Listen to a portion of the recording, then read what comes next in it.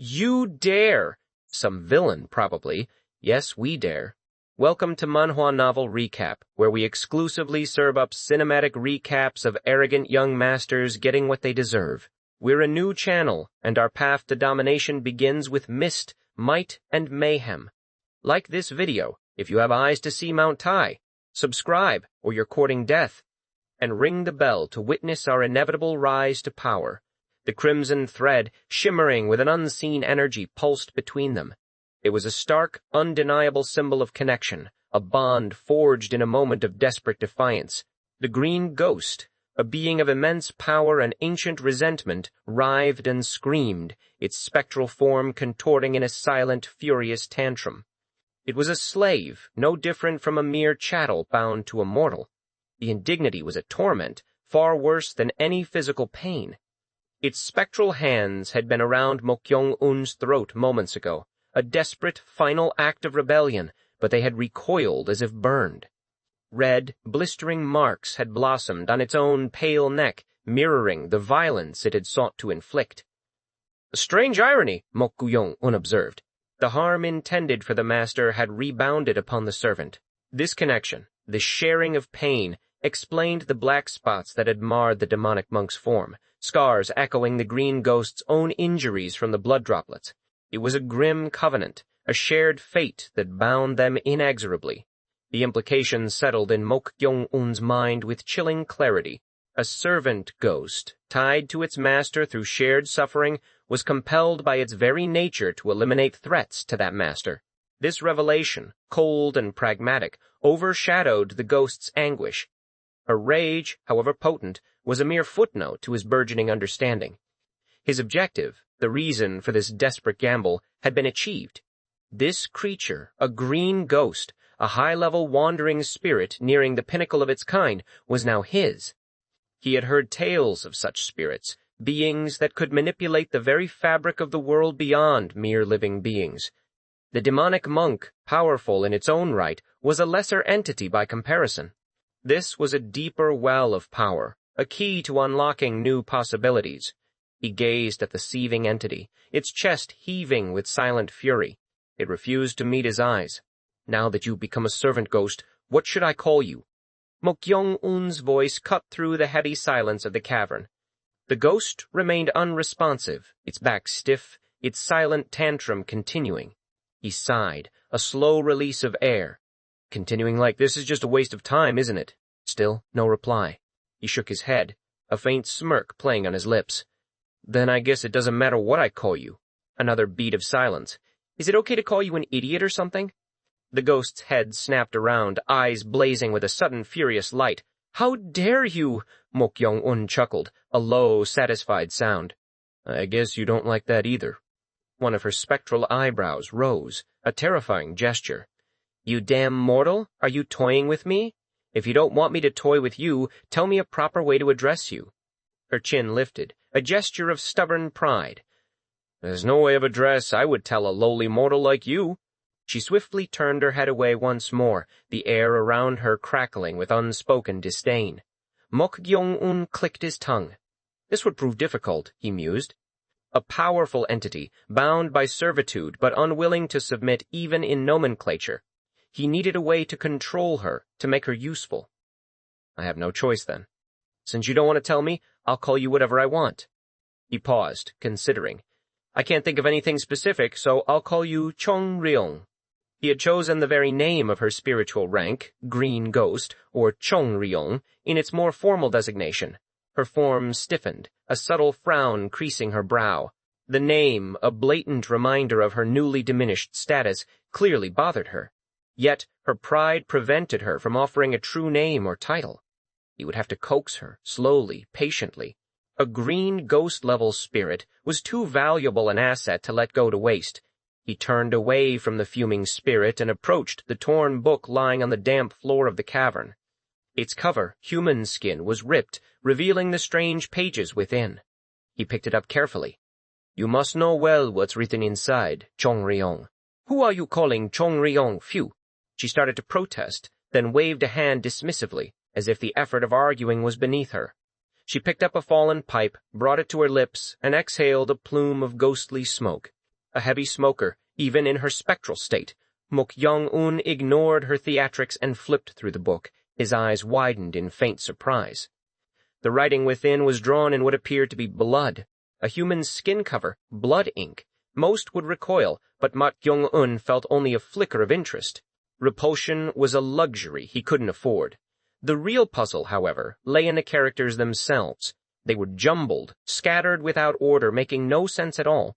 He frowned, his mind grappling with the chaotic script. Why were they so incoherent? The words themselves were abstract, far from ordinary language. He had seen something similar recently, the ignited wood-heart transformation technique. Its mental secrets had been presented in a poetic, almost riddling form, full of abstract concepts. This book, however, was far more complex. 30 characters in total, a seemingly random combination. No matter how he tried to connect them, they formed only meaningless gibberish. A snicker drifted to his ears. Cheong-ryeong, pipe in hand, was shaking her head, a smug expression on her face. Her reaction confirmed his suspicion. This was no simple code. He ignored her, focusing intently on the characters. After a prolonged silence, Mok Gyeong-un spoke, his voice low, almost a whisper. Without cutting off deluded thoughts, using form as the heart's sheep, Cheong-ryeong froze, her sneering expression replaced by one of stunned disbelief. That reaction, Mok Gyeong-un realized, confirmed his attempt was correct. He pressed on, careful not to reveal his inner satisfaction, inferring the next lines. No awakening before, no form shape-turning. Her frown deepened, a visible sign of annoyance and astonishment. The subsequent sentences were also correct. He was simply connecting them, stringing together the abstract words in a way that felt right, and they were falling into place with unsettling precision. With the remaining 6 words, he completed the verse. As if excellently measuring the sea's distance, also understanding the endless cave. The moment the last word left his lips, a strange sensation seized him, a faint pinch below his navel. The book in his hand crumpled, not like paper being crushed, but as if trying to adhere to his palm, drawn inward. He stared at the distorted book, bewildered.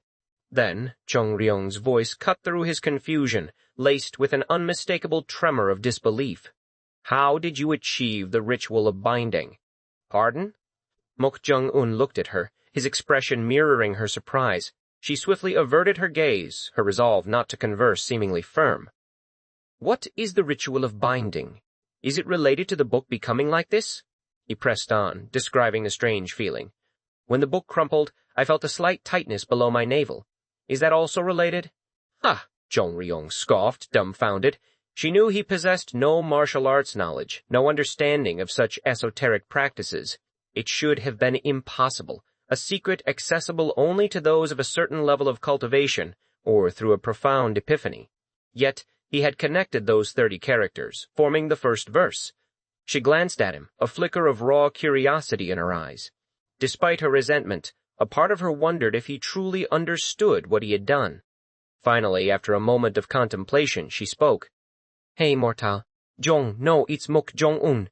What? Call me Mok Gyeong-un.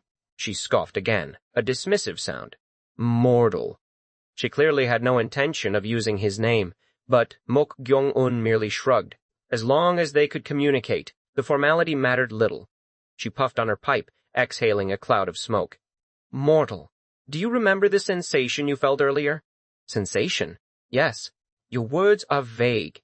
At his bluntness, Cheong-ryeong stared at him, then shook her head. To think a lowly mortal could easily master the ritual of binding doesn't make sense. Ugh! Before she could finish, the book in Mok Gyeong-un's hand crumpled further, adhering completely to his palm. His eyes flickered with renewed interest. Ah!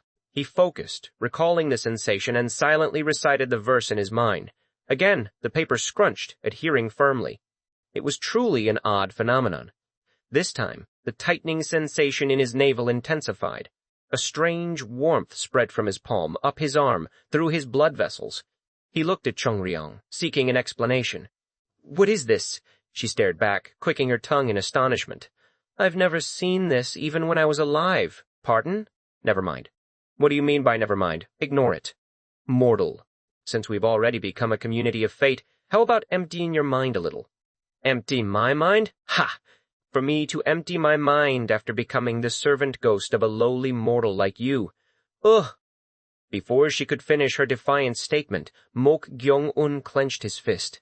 The blood vessels on the back of his hand and wrist bulged, taut and distended, as if on the verge of bursting.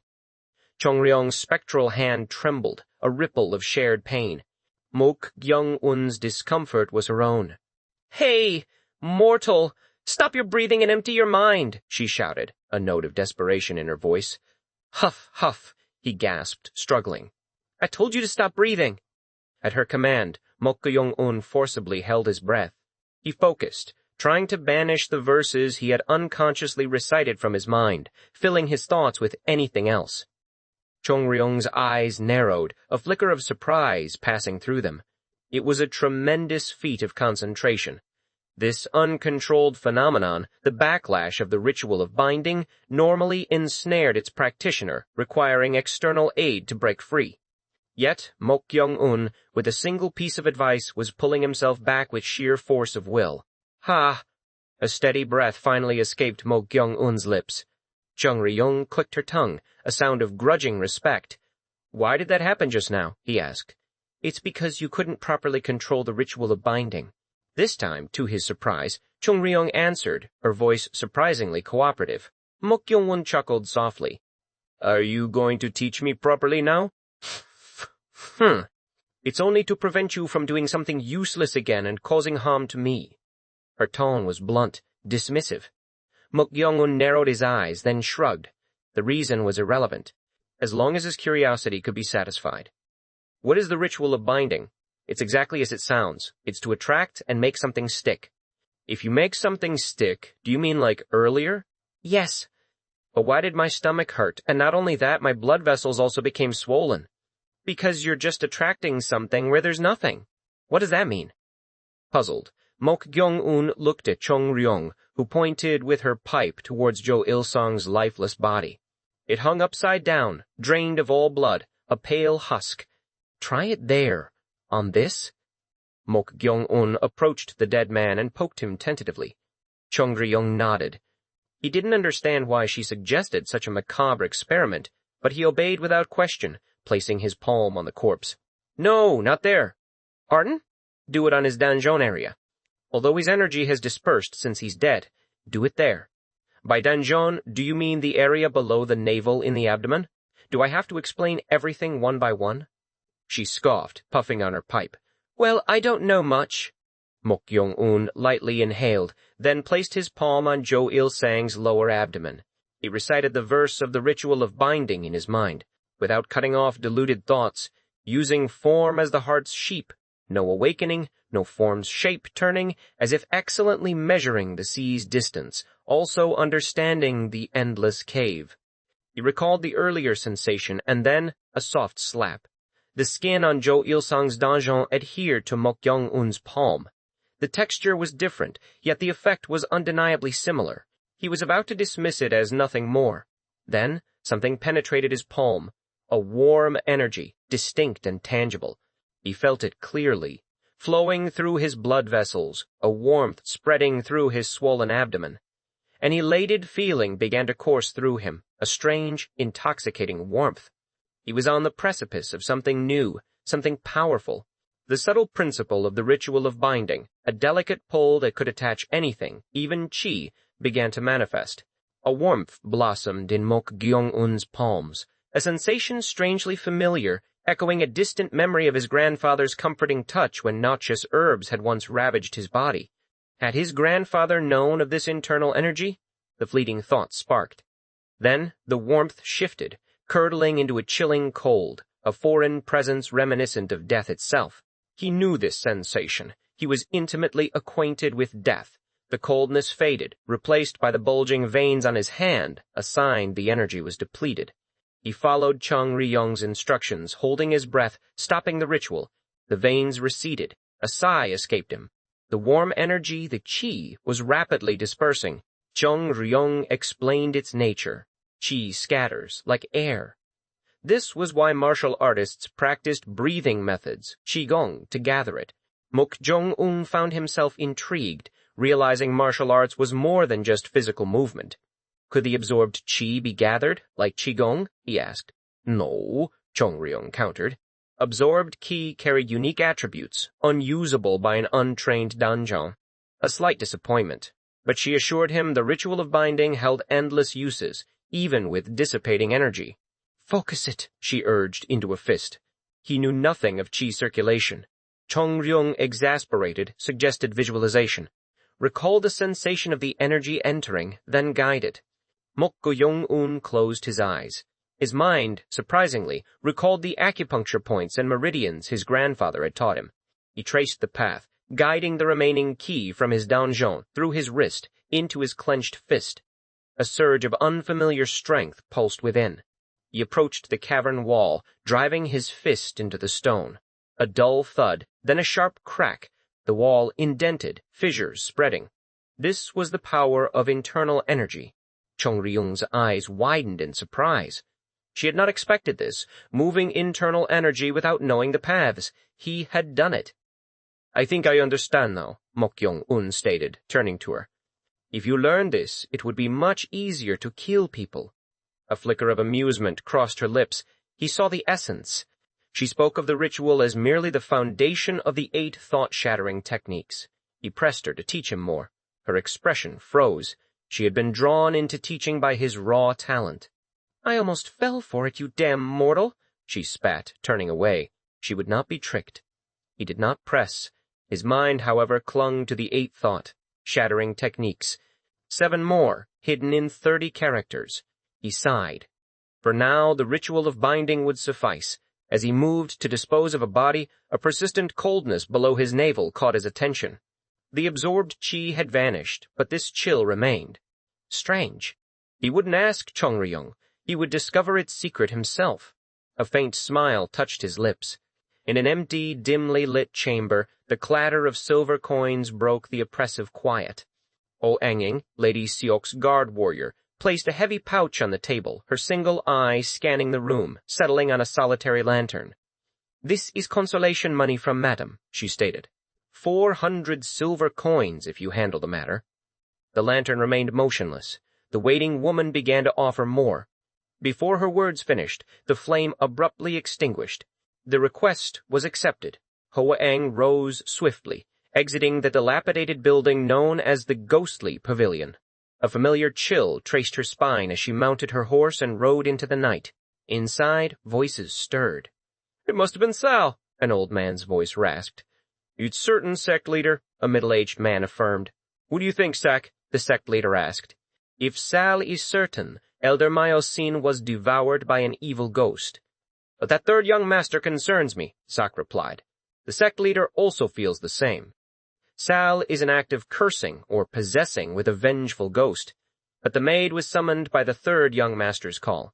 That means... Doesn't it mean he is controlling the vengeful ghost? The middle-aged man finished, alarm in his tone. This is no ordinary matter. The gravity deepened. If it's to the extent of summoning the maid and feeding Sal, the vengeful ghost must be at least of the yellow ghost level, the sect leader explained.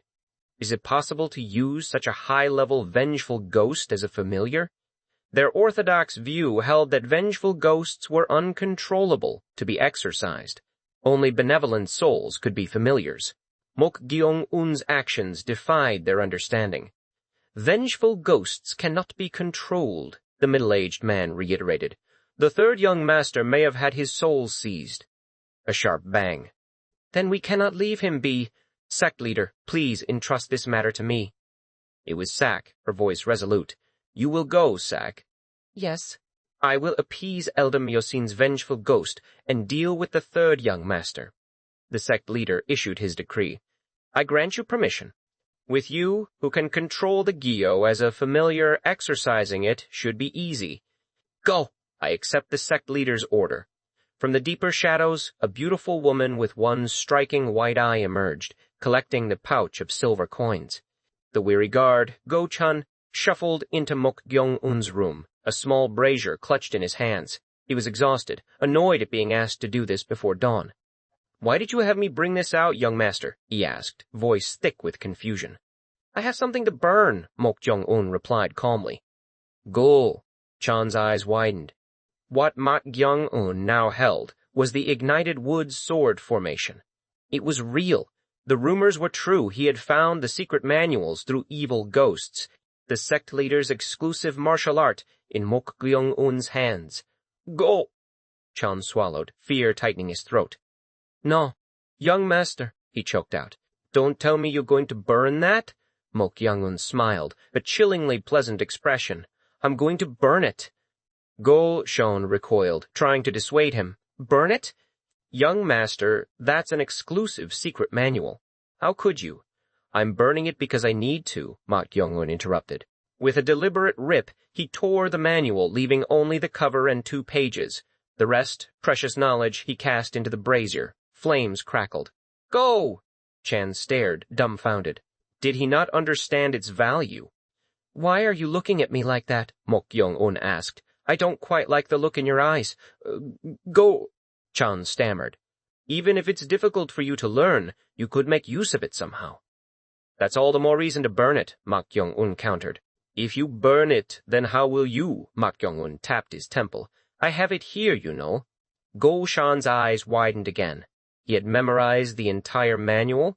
He was about to voice his confusion when Mok Gyeong-un produced another, the ignited wood heart transformation technique. Without hesitation, he tore out everything but the cover and first 2 pages, consigning the rest to the hungry flames. What in the world are you doing? Go Chan asked, bewildered. Mok Gyeong-un handed him the 2 charred remains. What do I do with these? Go Chan asked. Take one each to the madam and the second young master. At dawn? Pardon? Go Chan's brow furrowed. Just deliver them and come back, without saying anything. Go. Shan could not fathom this bizarre command. His life hung in the balance. He had no choice but to obey. I understand. May I get some sleep until morning? He pleaded. Go ahead, Mok Gyeong-un granted. Thank you, Go Chan murmured, turning. Then Mok Gyeong-un's voice, casual and devoid of emotion, sliced through the quiet. Oh, I forgot to mention. I just killed that guard warrior sent by this second young master.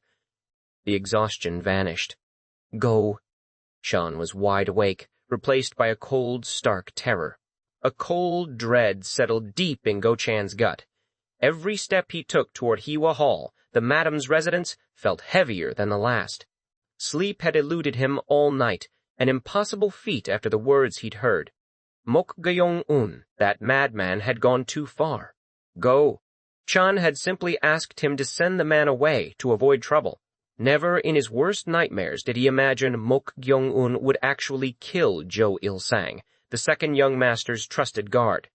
He believed the man possessed at least a sliver of common sense, a shred of discernment. What in the blazes was he thinking? Go. Shan's mind reeled. If Mok Yun-pyong discovered his guard warrior had been slain, chaos would erupt. Knowing the second young master's vengeful nature, he might immediately seek retaliation against Mok Gyeong-un. He wouldn't dare kill him outright while the manor master still lived, but breaking his limbs or executing his personal guard in kind was certainly within his capacity. A throbbing headache began to bloom behind Go Chan's eyes. Why had Gyeong-un escalated things to this catastrophic degree? What about the corpse? Go Chan had asked, his voice strained. I took care of that, Mok Gyeong-un had replied, utterly unfazed. You don't have to worry. But how? Go Chan wondered. Had he hidden it in that secret place where he'd supposedly found the manual? Even if so, how long could such a deception last? Jo Il-sang had been dispatched with a clear purpose. His prolonged absence would inevitably draw suspicion. The thought of presenting that empty, fake, secret manual to the second young master, now that Jo Il-sang was dead, filled him with an overwhelming sense of unease. Regret, bitter and sharp, pierced through him. He should have confessed everything to Senior Gam, but that window had slammed shut. Mok Gyeong-un's fearful deceptions had ensnared Senior Gam too deeply. If Go Chan were to speak up now, Senior Gam would never trust him again. The senior guard was notoriously sensitive, prone to suspicion, and he rarely placed his faith in others. Go! Shan recalled the chilling stories from Senior Gam's active duty days. His present calm demeanor was a stark contrast to the merciless warrior he once was. a man who showed no quarter to enemies and even less to traitors. Yet, a strange paradox gnawed at Go-chan. He remembered Guard-Gam's formidable presence, but a far deeper, inexplicable terror pulsed within him when he thought of Mok Gyeong-un. How had their dynamic twisted into this terrifying form? He sighed, the sound escaping his lips like a deflating balloon. Where had Senior Gam even gone? Usually he never left Mok Gyeong-un's side, except for scheduled rests or urgent tasks. But yesterday he had vanished for nearly half the day. Go! Chan's eyes narrowed. Could Senior Gam be pursuing some clandestine agenda, something even he was unaware of? Meanwhile, a storm brewed within the second young master Mok Un-pyong's residence. He sat at his desk, arms crossed, his gaze a frigid, unyielding glare fixed upon Guard-Gam. Guard-Gam, summoned without explanation, found it impossible to decipher the situation. But one truth was painfully clear. Mok Un-pyong was consumed by a towering rage. Guard-Gam carefully broke the silence. "Young master, what is the matter?" "That's what I want to ask you," Mok Un-pyong retorted, his voice laced with venom. "Pardon?"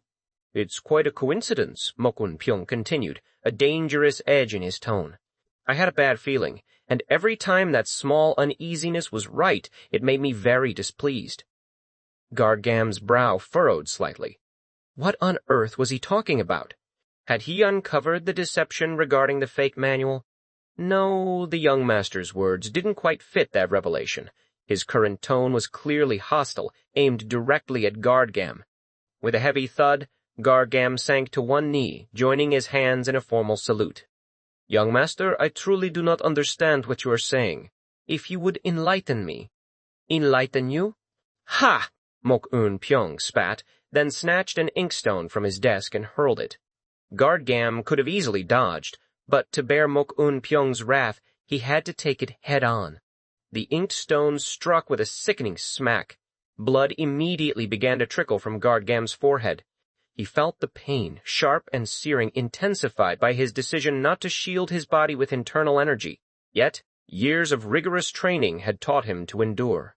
He breathed through the agony, his face a mask of resolute stillness. Mok Un-pyong glared at him.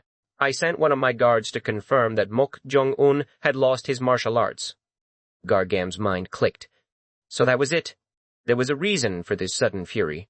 But something still felt off. If that was the only issue, why such an intense rage? The fake Mok Gyeong-un possessed no martial arts. Confirmation of this should have eased suspicion, not fueled this profound hostility. Mok Un-pyong's voice cut through his thoughts. But that guard did not return.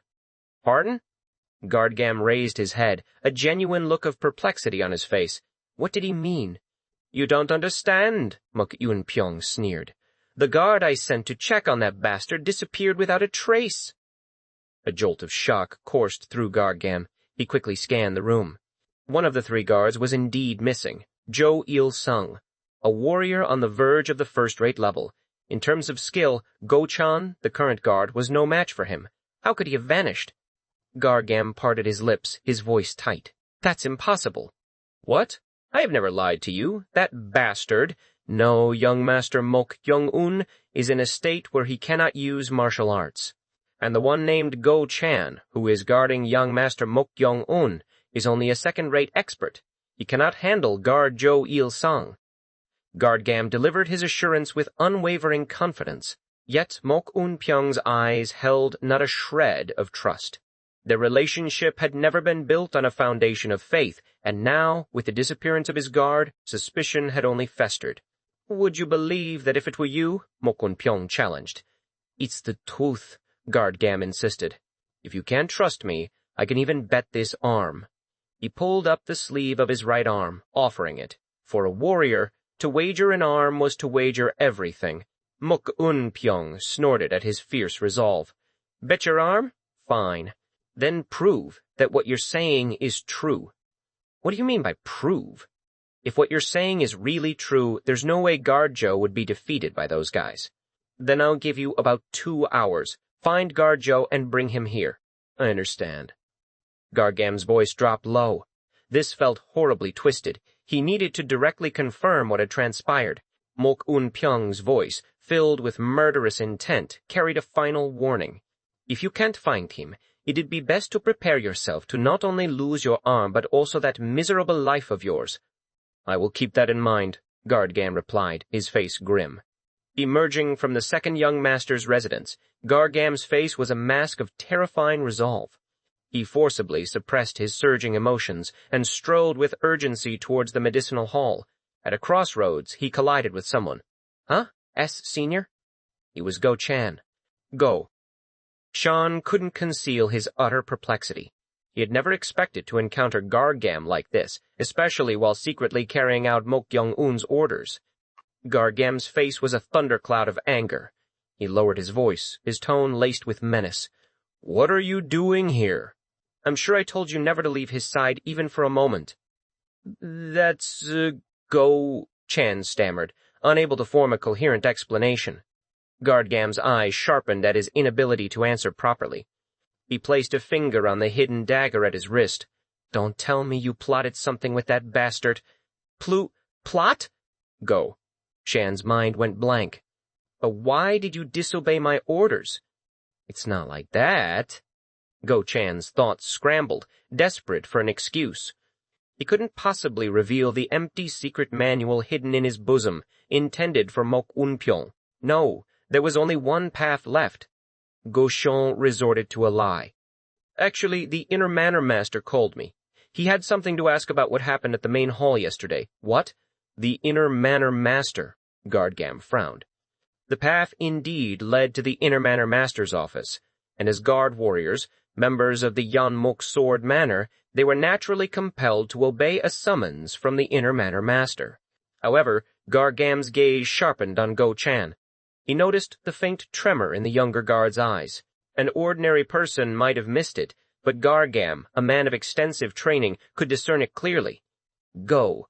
Chan was undeniably nervous.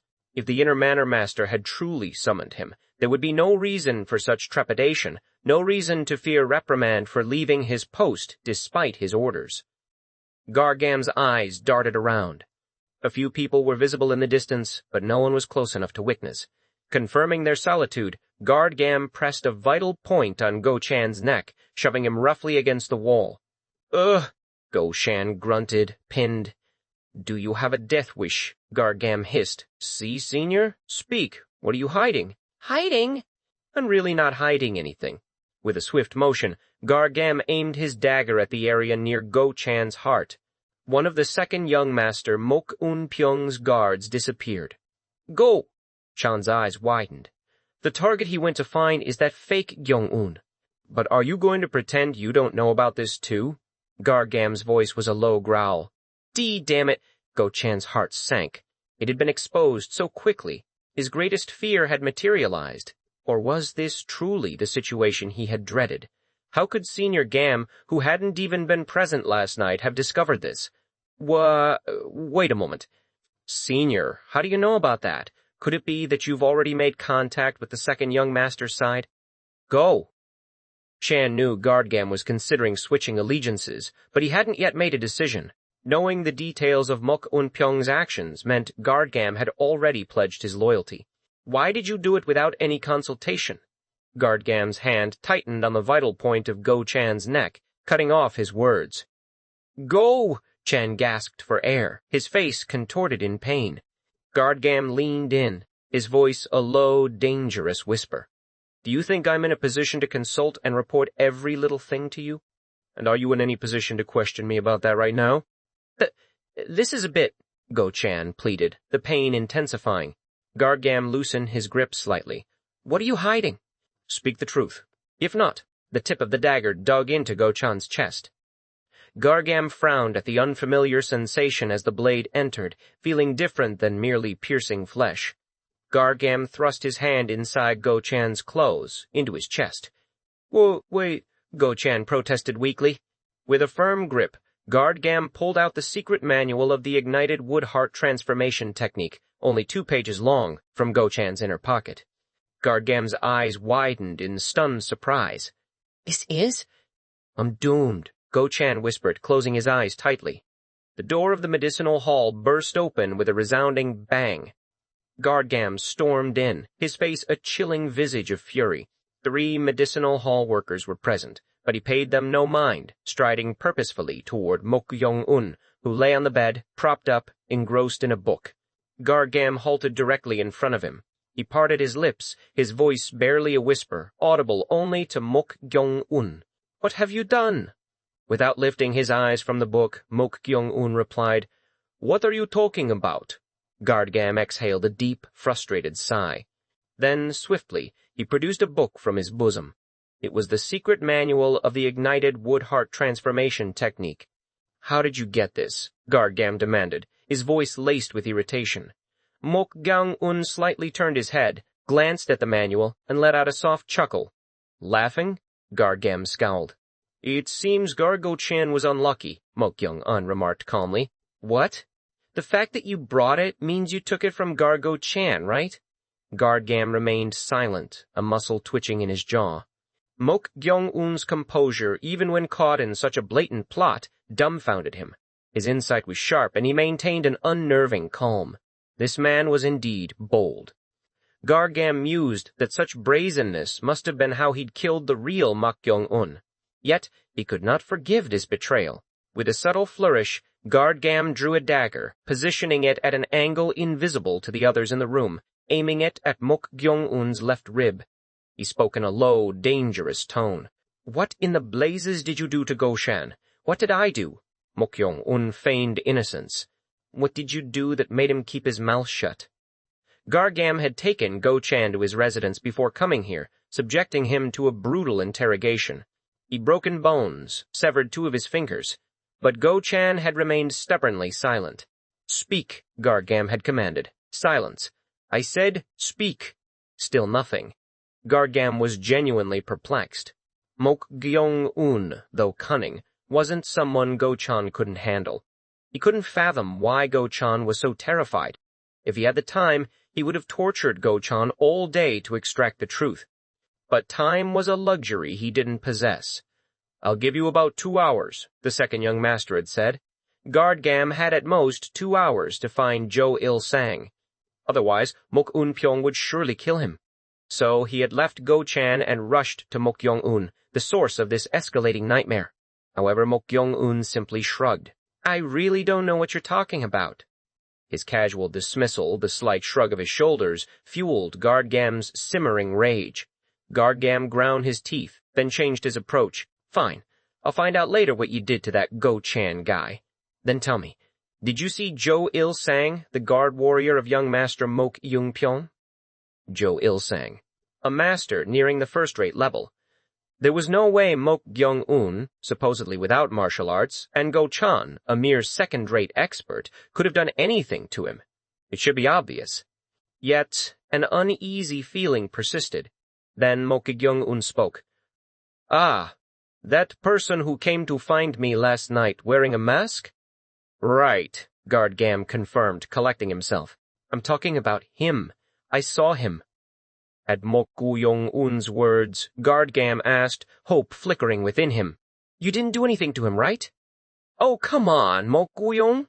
Waved a hand lightly, a dismissive gesture. "What could I do? What power do I have?" Guardgam thought, a wave of relief washing over him that indeed Mok Gyeong-un couldn't have harmed him. "But then," Mok Gyeong-un added, his voice dripping with false humility, "how could a person whose donjon is damaged and lost his martial arts possibly do anything to someone like that?" Guardgam's brow furrowed, a chill tracing down his spine. What did this mean? The fact that this bastard knew about his feigned martial arts loss. "You," Guardgam began, a dawning horror on his face. Mok Gyeong-un leaned in close, his voice a low, mocking chuckle against Guardgam's ear. "He went through all the trouble to switch sides to the second young master, but this fake one didn't cooperate and killed the second young master's guard. What to do about this?" Guardgam's expression instantly froze, stiff with profound shock. The world seemed to tilt on its axis. He was trapped. The confession hung in the air, a cold declaration that froze Guardgam's breath. Jo Il-sang, the second young master's trusted warrior, was dead. It was an impossibility. a scenario Guard-Gam had dismissed as the least likely, yet the casual cruelty in Mok Gyeong-un's eyes affirmed the terrible truth. A shiver traced down his spine. The boy knew of his betrayal, of the clandestine switch of allegiances to Mok Yun-pyong, a fact Guard-Gam had relayed with such certainty. This knowledge alone was proof, a damning testament to Mok Gyeong-un's unsettling perception. You truly did it. Guard-Gam's voice was barely a whisper. Yes, I killed him. The words were delivered with an unnerving calm, a casualness that defied the gravity of the act. Guard-Gam could not comprehend it. How could someone so young, someone without the years of rigorous training, fell a warrior on the precipice of first-rate mastery? Mok Gyeong-un merely smiled, a predatory curl of his lips. I hung him upside down and slit his throat. He pleaded quite pitifully for his life. It seems even masters fear death. The smile lingered, and Guard-Gam felt an invisible hand squeezing his throat. This boy, this fake, was a homicidal maniac. The memory of his death row inmate status, of the countless lives he had taken, resurfaced with visceral clarity. Guard-Gam himself had been an assassin, a bringer of death, but the act had always repulsed him. He had walked away from that life. This boy, however, reveled in it, dancing on the edge of mortality with a chilling enthusiasm. A knot formed in Guard-Gam's stomach. Mok Yun-pyong had given him a mere 2 hours to locate Jo Il-sang. Now, that deadline was meaningless. His confident gamble, the very arm he had wagered, had become a cruel jest. Mok Un-pyong's chilling vow echoed in his mind. Prepare to lose not only your arm but also that miserable life of yours. His carefully orchestrated defection, less than a day old, had crumbled into dust. Guard-Gam's mouth was dry, his tongue thick with a rising dread. Then a horrifying thought seized him. This guy, did he kill him intentionally? It made a twisted kind of sense. Mok Gyeong-un was a fake, a cunning survivor. He couldn't be so ignorant of his own precarious situation. Yet he had chosen to eliminate Mok Un-pyong's guard. A cold certainty settled in Guard-Gam's mind. The boy had done it because Guard-Gam had abandoned him. He had trapped him. Now Guard-Gam was truly isolated, unable to seek protection from any other young master. Who would trust him after this? His fist clenched, knuckles white. To be outmaneuvered, manipulated by a boy, a homicidal maniac who hadn't even truly learned martial arts, was an unbearable affront. Everything he had built, his carefully laid plans, had been reduced to ashes. Your emotions are quite volatile, aren't they? Your face is turning red. You must be angry. Mok Gyeong-un's sneering voice cut through Guard-Gam's fury. Guard-Gam's glare sharpened, a murderous intent burning in his eyes. He wanted to end this boy, right here, right now. Even if staying in the Yeonmak sword manor was pointless, with Mok Yun-pyong hunting him, the thought of this insufferable boy surviving festered. Then his gaze fell to his own chest. Within his robes, tucked away, were the cover and 2 crucial pages of the ignited wood heart transformation technique. The mere glimpse of those 2 pages confirmed it. This was the real thing. Go-chan, the stubborn fool, had guarded his secret to the very end. But Mok Gyeong-un had obtained the sacred text. How he had acquired it was irrelevant now. A flicker of hope ignited in Guard-Gam's chest. A chance. There was always a way to climb out of the abyss. This manual, this ancient text coveted by the sect leader, could be his salvation. The manor master's life hung by a thread, the succession uncertain, retainers divided. To possess a secret manual of this caliber, or to have a bloodline capable of mastering such a technique, was a direct path to power. This could be the ransom for his life. Even the second young master, Mok Un-pyong, would covet this. It could offset the debt of the dead guard Jo Il-sung. The dagger pressed deeper, a silent threat. I won't mince words. Hand over the secret manual if you wish to live. You seem to genuinely need it. Mok Gyeong-un's voice was even, infuriatingly calm. I don't have time for your word games. Guard-Gam's patience was wearing thin. You're in quite a desperate situation, aren't you? The boy's voice was a soft taunt. You have a death wish, don't you? Guard-Gam's fury was a raging inferno. Not at all. I merely don't believe I am the one in a desperate situation. Therefore I question the wisdom of threatening me so." Guard-Gam snorted, a harsh, dismissive sound. "Do not mistake me for Go-chan or Jo Il-sung. Ending your life in an instant, before you can even draw breath, is trivial for me." He had retired from the life of an assassin, but the skills remained. The ways he knew to kill numbered not in dozens, but in hundreds, and he was a first-rate master, a chasm separating him from those merely approaching that level. He could dispatch a dozen Jo Il-sangs with one hand. "Do not provoke me further." His voice was laced with menace. "This is truly terrifying." Mok Gyeong-un's words were laced with mockery. Before the last syllable faded, Guard-Gam pushed the dagger, the tip biting into the flesh between Mok Gyeong-un's ribs. "I won't ask again. If you do not speak of the secret manual, I will drive this dagger home. It will be certain death. You will lose even more if I die here." Mok Gyeong-un's eyes flickered towards the medicinal hall workers, a silent challenge. Could Guard-Gam truly kill him in front of witnesses? Guard-Gam exhaled slowly, a faint puff of air escaping his lips. Then, with a sudden, devastating burst of speed, he lunged away from Mok Gyeong-un, his form a blur. He closed the distance to the medicinal hall workers in an instant, his hands a lightning-fast dance of death. Daggers flashed, finding vital points with chilling precision. The three workers collapsed, their lives snuffed out without a sound, without a drop of blood staining the floor. It was the work of a seasoned assassin, clean and merciless.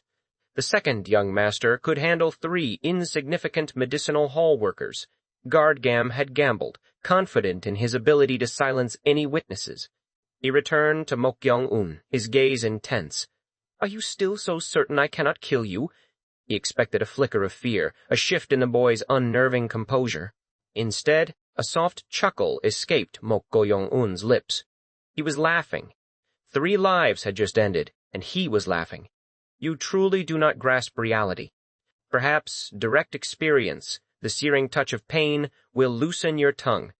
Guard-Gam launched himself forward, a whisper of a movement. He employed the grappling hand technique, his grip like iron. He seized Mok Gyeong-un's arm, twisting it behind his back, then isolated a single right finger. He placed the dagger against it, the sharp edge threatening. "You appear to have a high tolerance for pain." Guard-Gam remembered the first time he saw Mok Gyeong-un in the prison cell, pelted with stones, yet not a single groan. He had thought him a monster then. But even monsters feel pain. I know how to amplify it, how to maximize it. The dagger dug into the finger. Guard-Gam smiled, a fiendish twist of his lips. "I will peel the flesh from your fingers, line by line like fruit. It will be a pain you have never experienced." "Is that so?" Mok Gyeong-un's voice remained calm. "Let us see how long you can maintain that composure." Guard-Gam prepared to tilt the blade, to begin the agonizing process. At that moment, Mok Gyeong-un spoke. "Before you begin, there is something I must tell you." A flicker of triumph ignited in Guard-Gam's eyes. Of course. No matter how much of a homicidal maniac he was still just a 17-year-old boy. The facade of composure would crack, giving way to fear. "Speak." "I was wondering how to utilize it, but I am truly grateful." "What? What nonsensical babble was this? Utilize what?" Then a strange sensation. Something was sticking to his palm, the one gripping Mok Gyeong-un's finger. He loosened his grip slightly, thinking he was holding too tightly, but it clung stubbornly to his skin. "What is this?" A jolt of alarm. Guard-Gam tried to channel his internal energy to force his palm away, but as he did, he felt it. His internal energy, the very essence of his cultivation, was draining away rapidly. A choked gasp escaped his lips. His hand was glued, his internal energy siphoning away, disrupting the flow of his chi circulation. He couldn't detach his palm. A significant portion of his strength was already gone. His left hand and arm, holding the boy's finger, were weakening. What sorcery was this? This was not a righteous martial art. Absorbing another's internal energy? Already 10% of his power was gone. If this continued, it would be a disaster. "Let go!" Guard-Gam roared, his free hand holding the dagger in reverse, lashing out at Mok Gyeong-un's neck. He intended to knock him out. Mok Gyeong-un twisted, the blow glancing off his shoulder instead. Blood spewed from the boy's mouth, but he did not release the finger. "Ah! You bastard!" Guardgam, enraged, rained down blows on Mok Gyeong-un's neck and back. The boy endured the strikes, internal energy rippling through his small frame, yet his grip remained resolute. This monster. In desperation, Guardgam plunged the dagger into Mok Gyeong-un's ribs. The blade bit deep, halfway through the ribs, cutting off Mok Gyeong-un's breath, severing whatever technique held his hand. The adhesive force vanished.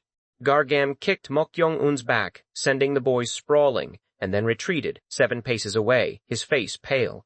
His left hand, still trembling violently, felt devoid of internal energy. He could circulate it back, but he had never felt such an unsettling sensation. He glared at the staggering Mok Gyeong-un. What was that? "What kind of sorcery have you learned?" Mok Gyeong-un gasped, clutching the dagger embedded in his ribs, slowly regaining his footing.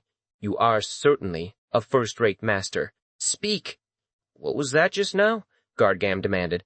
"With just this, it will be difficult to deal with you." Guardgam gritted his teeth, a grinding sound of fury. Did this insolent boy truly believe that momentary sorcery could turn the tide against him? A fatal miscalculation. He circulated his energy, pulled out the dagger, and assumed a fighting stance. No more carelessness. He would see if the boy could still perform such tricks after his limbs were severed. Guardgam lunged, a blur of motion, towards the injured, swaying Mok Gyeong-un. He would be careful not to let his palms touch the boy. One of the daggers Guardgam threw found its mark, burying itself in Mok Gyeong-un's thigh. The boy staggered, his stance broken. Guardgam seized the opportunity, drawing another dagger from his wrist, preparing to throw it at Mok Gyeong-un's shoulder. It was, then, demonic monk. A shiver of inexplicable dread coursed through Guardgam. He felt something unseen attempting to grasp his wrist from behind. Startled, he yanked his arm down, veering sharply to the side to avoid the bizarre sensation.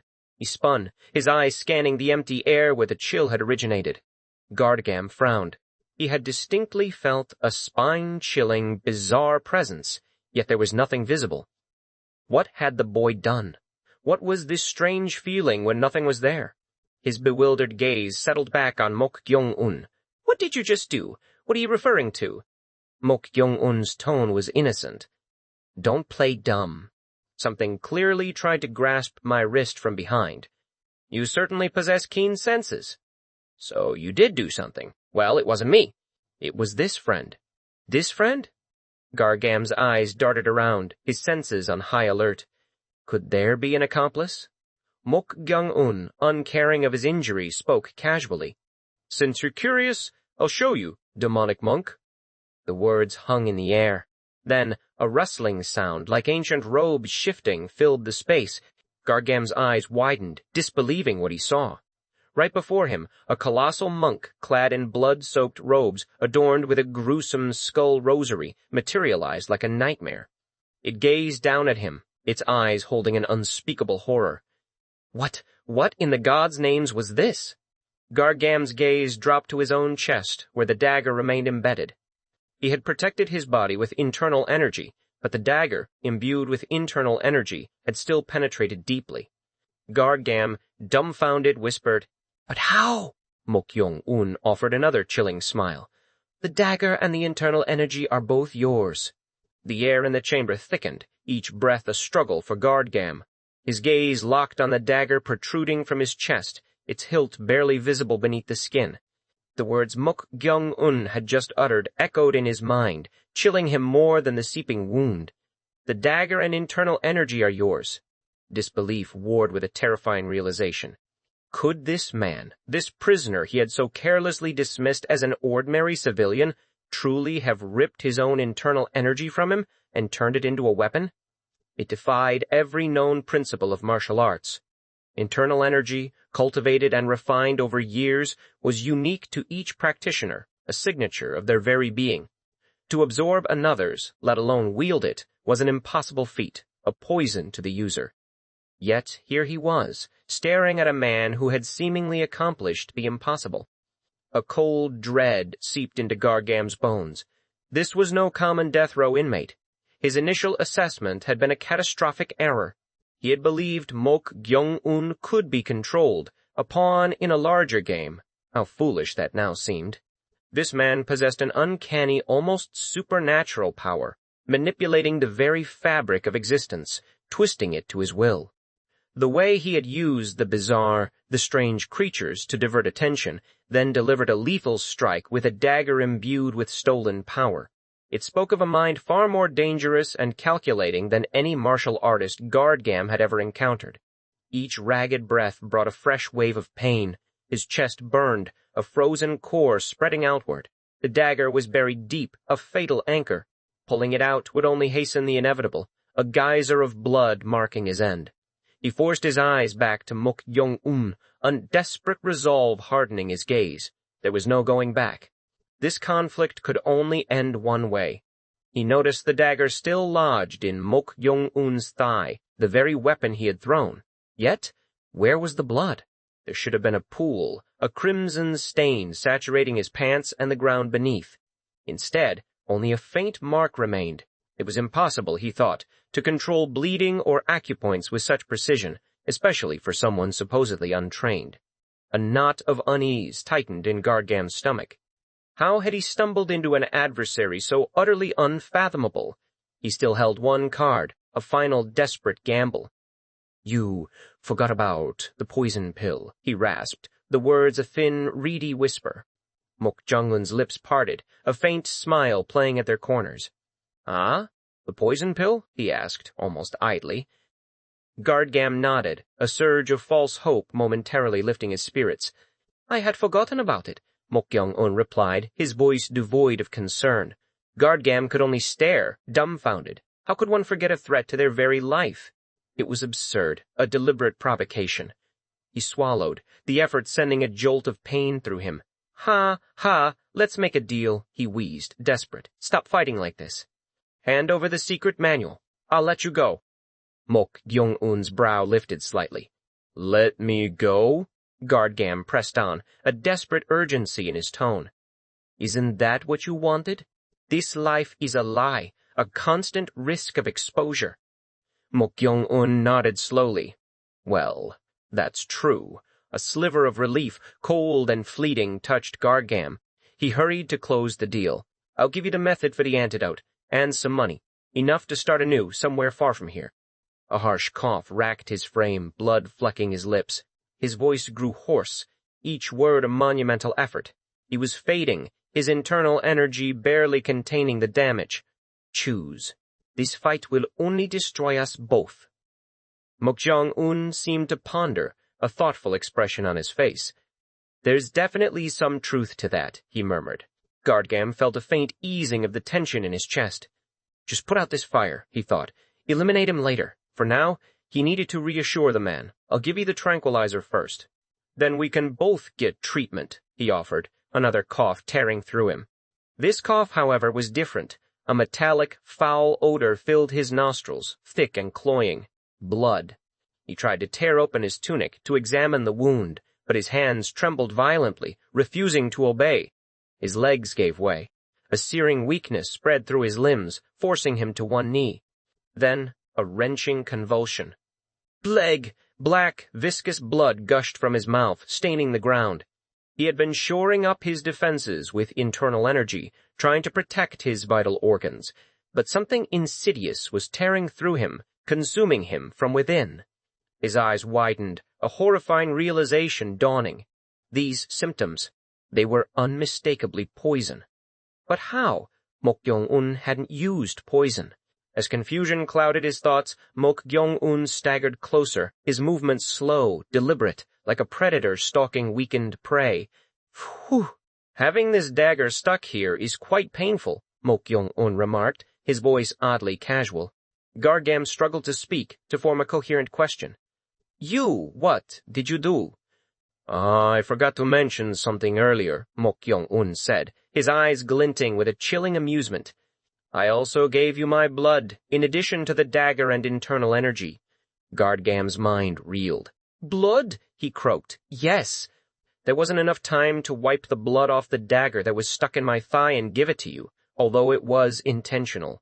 Mok Gyeong-un chuckled, a dry, humorless sound.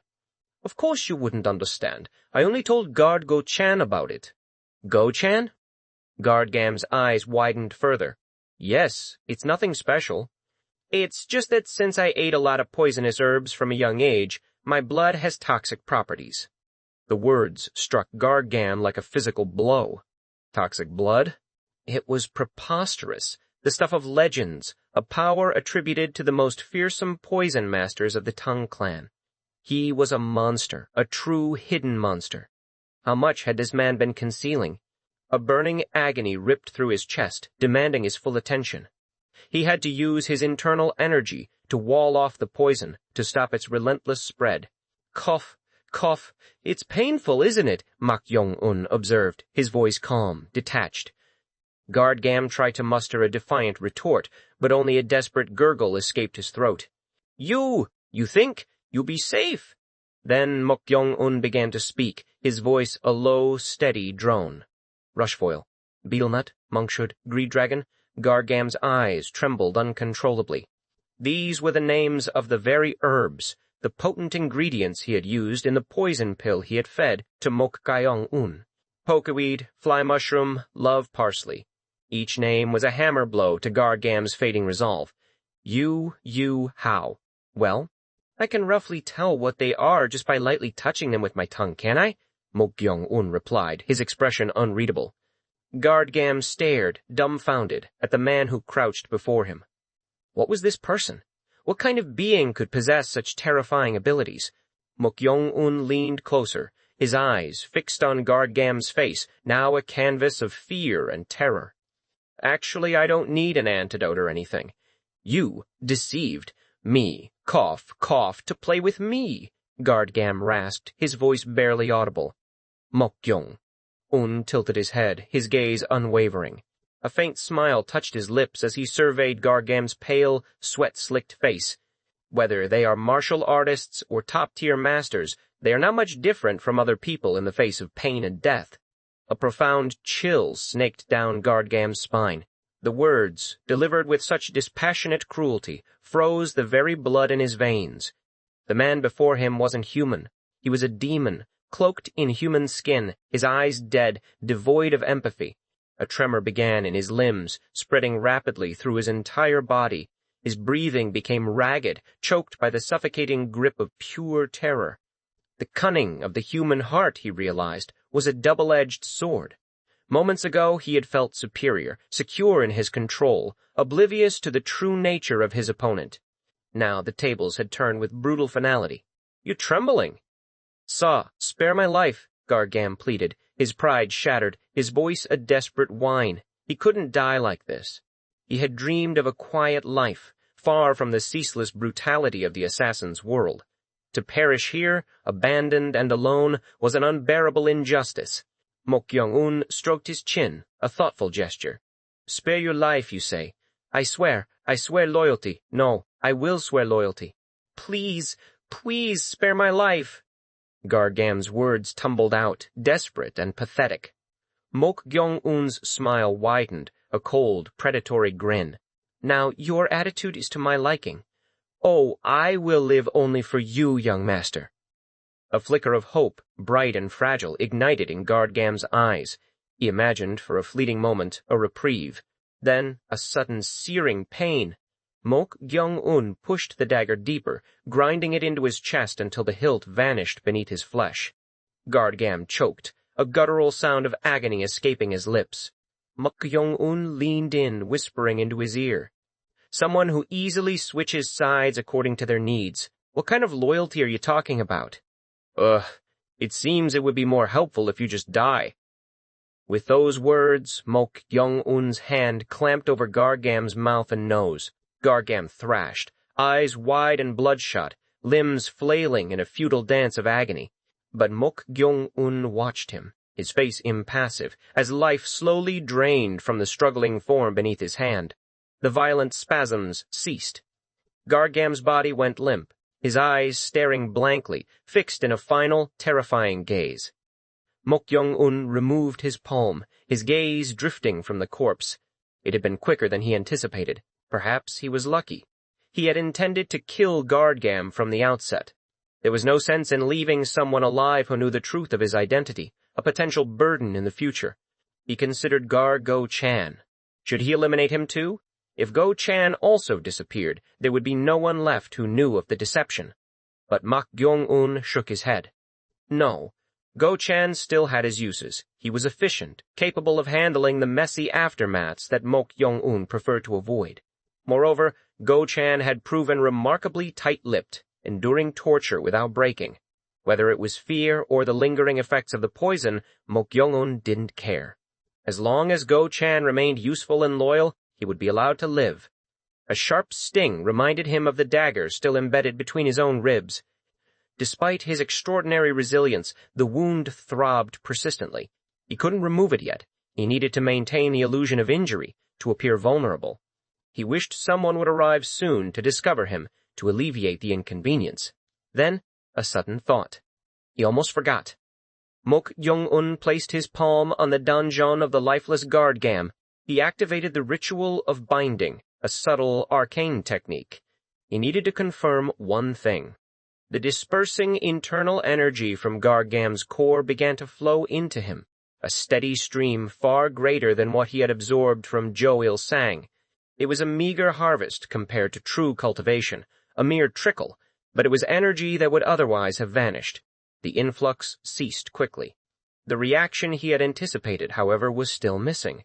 Just as he was about to dismiss the idea, a chilling, profoundly ominous energy of death surged from Gargam's abdominal region. It was unmistakably similar to the dark energy he had absorbed from Jo-il-sang, but in a much larger quantity. Ah, there it was.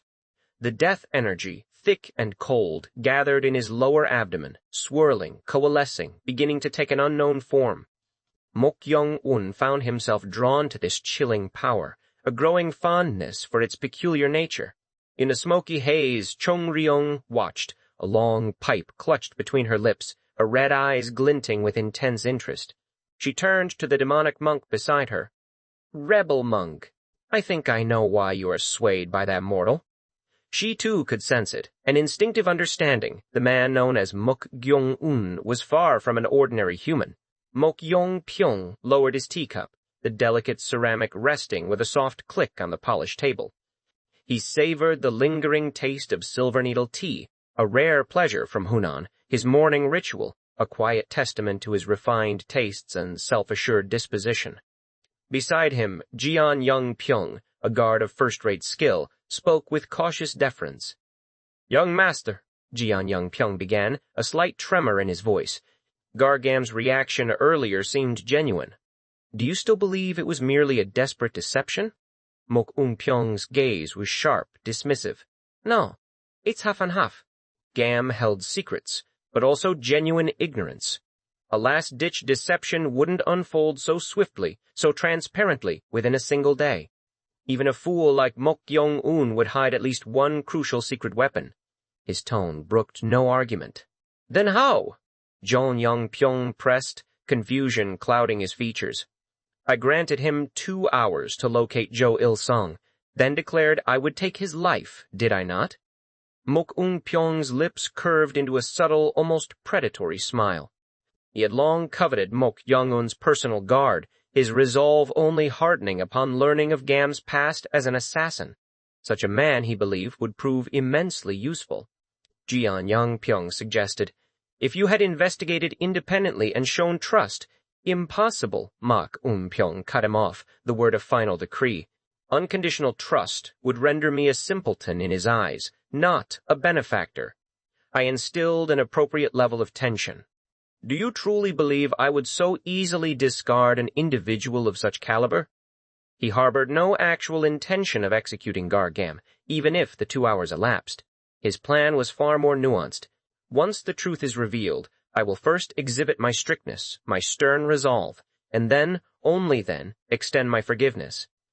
People are most deeply affected when initially treated with severity, followed by unexpected kindness." This was his enduring philosophy for wielding influence. Young-pyong, though inwardly disagreeing with the chilling calculation, offered a practiced compliment. "As expected, young master. Your insight is truly profound. The words, though sincere in delivery, felt hollow. Flattery, Mok Gyeong-un acknowledged with a faint flicker of satisfaction. Now we simply wait. A crushed spirit, born of impatience, makes for fertile ground. Even if his actions stem from a mere sense of responsibility for Jo Il-sang's loss, his loyalty will be all the greater. He believed his strategy infallible. But please, do not push him too hard, Cheong-ryeong added, a note of concern entering his voice. Mok Un-pyong's brow furrowed. What? Did your investigations into Gargam's past not reveal something significant? Cheong-ryeong hesitated, then continued. Gargam might hail from that place. If so, even in retirement, careless provocation could prove tiresome for you. He carefully rephrased, avoiding a direct challenge to his lord's pride. The danger of commanding an assassin, especially from that specific clandestine organization, was immense. Mok Un-pyong took another deliberate sip of tea, then set the cup down sharply. He might be. We possess no certainty. His gaze hardened, shifting to a more immediate concern. Instead, consider Mok Gyeong-un. If he truly laid hands on Jo Il-sang, we cannot, under any circumstances, allow him to remain untouched. His words carried the icy edge of unbridled fury. Cheong-ryeong, sensing the shift in his lord's mood, wisely fell silent. Further discussion would only exacerbate the already burning anger. It was then that hurried footsteps echoed outside, followed by a sharp knock. Young master, it's Han Se-eng. The voice, breathless and strained, spoke of extreme urgency. Come in, Mok Un-pyong commanded, his expression a mixture of irritation and curiosity. Han Se-eng, the least skilled of his three guards, typically handled mundane tasks. His rushed entrance signaled something gravely amiss. It hasn't been long since I dispatched you to assess the situation, Mok Un-pyong observed, studying Han Se-eng's troubled face. Judging by your urgency, something significant must have occurred. That's... Han Se-eng stammered, visibly struggling for words. Speak, Mok Un-pyong urged, his patience wearing thin. Gargam has disappeared. The words, simple yet devastating, struck Mok Un-pyong with the force of a physical blow. His face contorted, a mask of disbelief and anger. What kind of absurdity was this? Cheong-ryeong, equally stunned, echoed the question. Disappeared? What do you mean? That's... Han Se-eng tried again, his eyes wide with distress.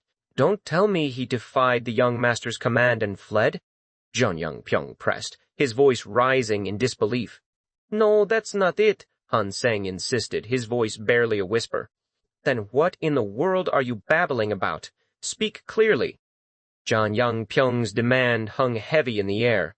Under the combined pressure, Han Se-eng finally managed to articulate the disturbing news. There's a commotion right now.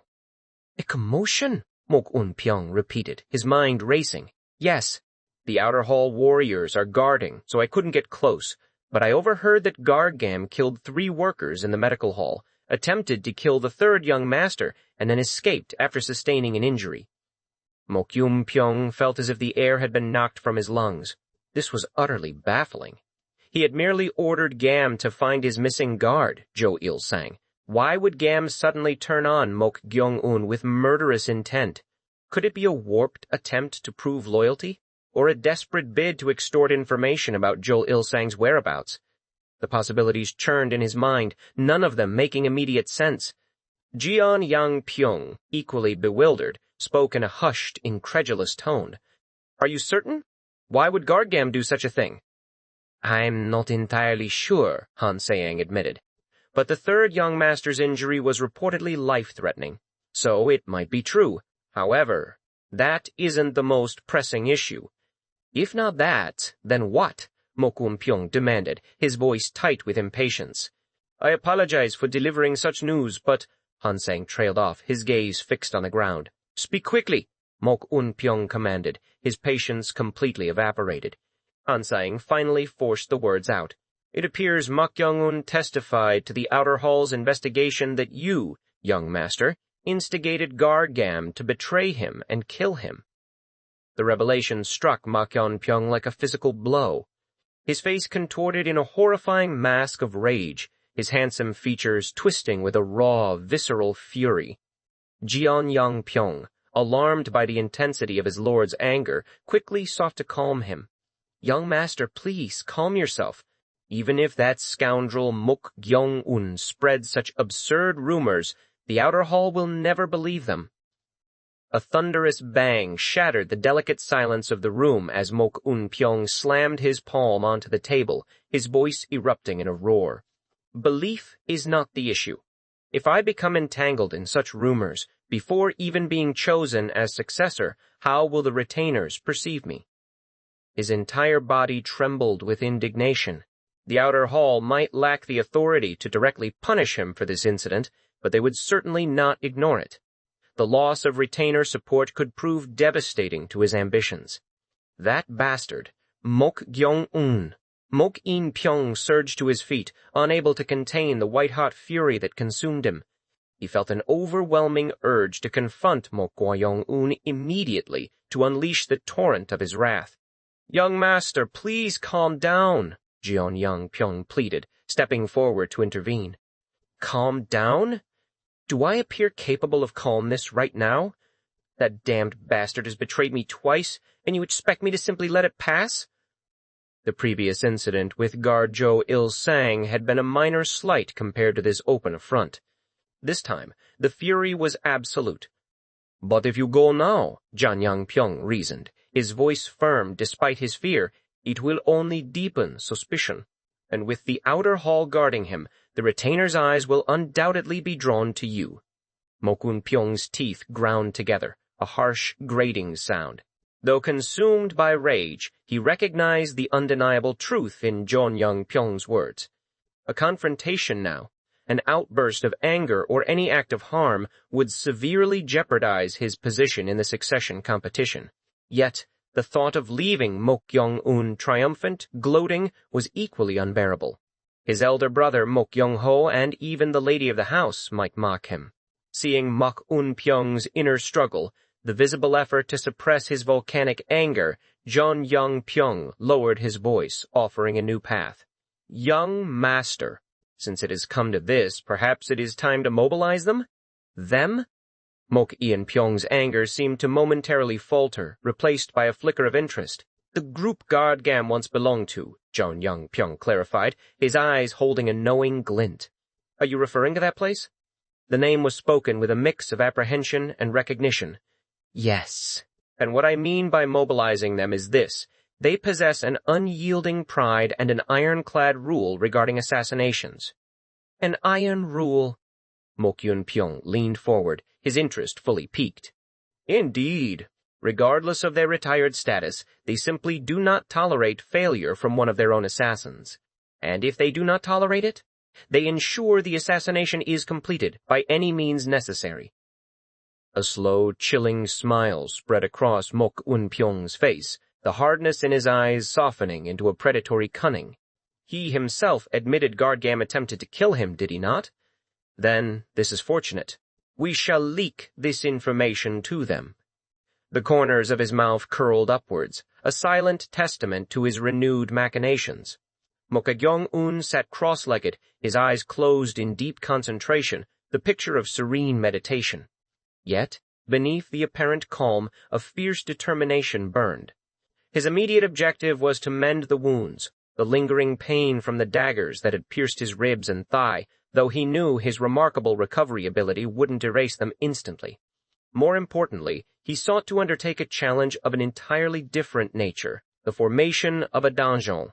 He harbored a chilling, ominous energy beneath his navel, a residual essence absorbed from the deceased Jo Il-sang and Guard-gam. Unlike the internal energy he had readily assimilated through the ritual of binding, this dark force remained stubbornly inert, a stagnant pool within him. Perhaps, he mused, if he could somehow forge a donjon from this enigmatic power, something profound might be achieved. Is this truly the correct path?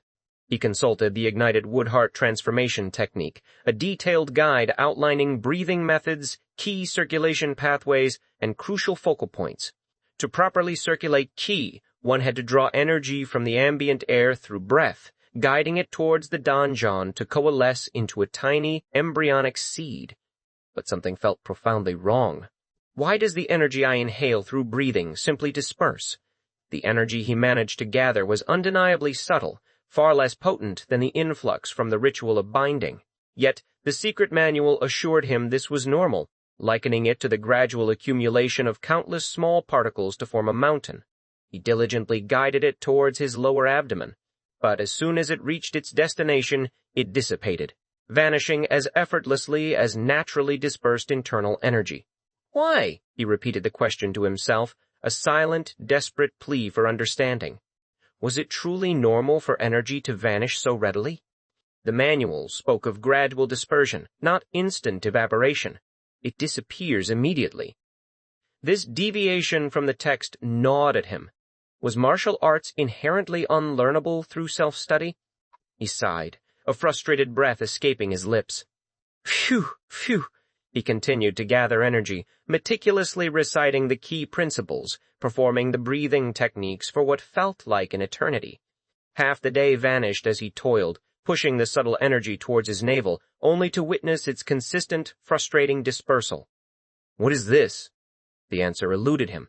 The secret manual explicitly stated the immense difficulty of forming a donjon, a seed of internal energy. From that perspective, his struggle made sense, but the immediate, inexplicable vanishing of the energy upon entry, that was a detail conspicuously absent from the ancient text. A thought struck him, and his gaze drifted to guard Go-chan, who lay on the neighboring bed, seemingly lost in a deep, death-like slumber. Go. Chan had endured the agonizing, severing tendons and breaking bones' torture, losing both his left ring and little fingers before finally succumbing to unconsciousness. Mok Gyeong-un had instructed the outer hall warriors to bring him here, intending to let him rest. But now, an idea formed. He decided to rouse him. "God Go-chan," Mok Gyeong-un called out, his voice a low, clear murmur. Silence. "God Go-chan." Still no response. A faint smile touched Mok Gyeong-un's lips. He raised his palm, hovering it just above Go-chan's face. Then, with a crisp slap, Go-chan's eyes snapped open. He jolted upright, his voice a frantic gasp. "Yes." "Wow. That's amazing," Mok Gyeong-un commented, a hint of amusement in his tone. "Weren't you sleeping?" I was sleeping," Go-chan stammered, his mind racing. He had, in truth, awakened nearly an hour ago, assessing his surroundings with his eyes closed, uncertain of his fate. He had realized he was in the medical hall, with Mok Gyeong-un beside him. The sheer dread of opening his eyes had kept him feigning sleep, a desperate escape from a grim reality. Mok Gyeong-un leaned closer, his voice a low whisper. "I had something to tell you when you woke." What is it?" "Go." Chan's nervousness was palpable, a dry gulp in his throat. A strange, unsettling premonition settled over him. Mok Gyeong-un chuckled, a sound that seemed to hold both menace and admiration. "Contrary to my expectations, you're quite tight-lipped." "Go." Chan released a shuddering sigh of relief. He had, in truth, accepted his fate, believing death would be a mercy. Yet, the thought of expiring at Mok Gyeong-un's hands had been the ultimate agony. Phew! His choice to endure, it seemed, had not been a mistake. Wait a moment, a small, unsettling voice whispered in Go-chan's mind. Is this truly something to celebrate? He felt a disturbing sense of being irrevocably tamed by Mok Gyeong-un, a realization that filled him with self-loathing. Then, as if remembering a crucial detail, he looked apologetic. "By the way, young master, I am sorry. I was caught by guard gam on the way, and the item you entrusted me with was taken." "I retrieved it," Mok Gyeong-un stated casually. "What?" "Go." Chan's eyes widened in confusion. "Retrieved it?" Mok Gyeong-un smiled at the bewildered guard, his voice dropping to an even lower whisper. "Only you know this, Guard Go-chan." "I killed Gargam and took it back." "Go?" Chan's eyes nearly bulged from their sockets. Had he heard correctly? Mok Gyeong-un, the supposedly weak, unmartial third young master, had killed Kam-hyung. Kam-hyung, a retired middle-ranked assassin from the Flying Daggers sect, one of the 3 major assassin groups in the Central Plains. "How?" Go-chan managed, his voice barely a croak. "Shh," Mok Gyeong-un cautioned, gesturing with his eyes towards the entrance of the medical hall. Beyond the door screen, the silhouettes of 4 warriors, the outer hall guards of the Yan Mok Sword Manor, were visible. On the opposite side, another 4 guards stood sentinel. They believe Gargam attacked me and then vanished, so Gargo-chan, you should roughly know that as well. Go. Chan lowered his voice, his own words, now a conspiratorial whisper. Is it true? Is there any reason for me to lie about this? Mok Gyeong-un's gaze was unwavering. Go. Chan swallowed hard, his throat dry. Indeed, this demonic individual would not concoct such a grand deception. Unbelievable. What in the world is this guy? He had no martial arts training, yet he claimed to have slain a first-rate master? It defied every logical premise. Was such a feat even possible? To the still skeptical Go-chan, Mok Gyeong-un calmly posed a question. I have something to ask you. Why, yes? What is it? Go, Chan stammered, still reeling. I want to open a donjon, but it's not progressing well. I thought I had a good grasp of the secret manual's contents, but it seems I'm missing something. Are you talking about the donjon? Go, Chan asked, his brow furrowed. Did this man still intend to learn martial arts? Mok Gyeong-un was hardly young enough to begin such training. 17, with waste accumulated in his blood vessels, absorbing energy through breathing techniques would be incredibly difficult. Go, Chan mused internally. It was crucial to begin breathing techniques as young as possible. Regardless of comprehension, forming a donjon at his age would naturally be arduous. Go. Chan was at a loss for how to explain this grim reality. Sorry for being blunt, but you're already too late to learn martial arts. He couldn't bring himself to utter those words. After a moment of careful thought, Go-chan finally spoke. See, could you tell me what aspects are proving difficult? He decided to offer assistance for now, knowing that a direct verbal explanation would only infuriate Mok Gyeong-un. It would be better, he concluded, to let Mok Gyeong-un experience the futility firsthand and realize his own limitations. Unaware of Go-chan's internal deliberations, Mok Gyeong-un shared the specific points of his struggle. So, no matter how hard I try, the energy simply disperses. Go! Chan was momentarily stunned by Mok Gyeong-un's words. Had he misheard?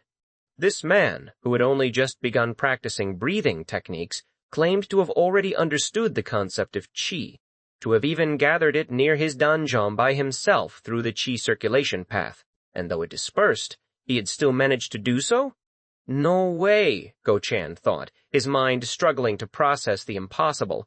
He must be joking, right? A man with no martial arts knowledge, regardless of a secret manual, achieving such a feat independently? It defied every logical premise. Even with the most rudimentary 3 talents method, understanding the very definition of ki without foundational martial arts training was extraordinarily difficult. Guard Go-chan, Mok Gyeong-un prompted, his tone inquiring. Why, yes, Go-chan snapped back to attention. Why that expression? That's... Rather than that, young master, did you truly feel the qi through breathing? The question was infused with a desperate need for confirmation. In just half a day he had felt it? Yes. Why? Mok Gyeong-un asked, a genuine puzzlement in his voice. Young master, this is a point that truly needs to be clarified. Go, Chan pressed, his voice betraying his disbelief. I am telling you, I felt it. I'm not joking around. Is there any reason for me to fool you? Mok Gyeong-un's words were direct, unyielding. Go. Chan stared at him, his mind reeling. This is driving me crazy. From Go-chan's perspective, Mok Gyeong-un was articulating, with casual conviction, the impossible. He was, in effect, claiming to be a once-in-a-millennium genius. The guard, Go-chan, fixed his unwavering gaze upon Mok Gyeong-un, his breathing slowly steadying as he struggled to reconcile what he saw with what he was told. Every word that escaped the young master's lips sounded like a grand deception, an impossibility that defied the very fabric of martial cultivation. It simply could not be true that someone so utterly uninitiated, someone who couldn't even define the precise nature of internal energy, could, through mere self-study of a secret manual, sense and absorb qi in less than half a day. Perhaps, Go-chan conceded internally, such a feat might be possible if one possessed an innate talent bordering on the miraculous, a prodigy born once in a millennium. But Mok Gyeong-un, he had shown no prior indication of such an extraordinary gift. Even those blessed with an intrinsic sensitivity to qi, those born with a keen connection to the subtle energies of the world, found the initial stages of cultivation to be a difficult and often prolonged endeavor. The path to sensing qi was fraught with invisible challenges, a journey that typically spanned weeks, often months, even for the most promising of novices. Yet, Mok Gyeong-un claimed he had achieved it. Despite his deep-seated skepticism, a quiet voice of reason persisted in Go-chan's mind. This peculiar young master, who had already surprised him with his cunning and a strange, almost devilish tenacity, seemed to have no logical reason to fabricate such a fundamental claim. If he were lying, what possible benefit could he derive? The path forward, then, was clear and simple. He had to verify it. He needed to ascertain the truth for himself. Young master, may this subordinate directly confirm your claim. Go! Chan's voice remained level, betraying none of his internal conflict. Mok Gyeong-un's eyes, calm and devoid of apprehension, met his. How so? Since you stated you absorbed qi through the breathing technique, you need only perform it. I will check if you are circulating qi during the process.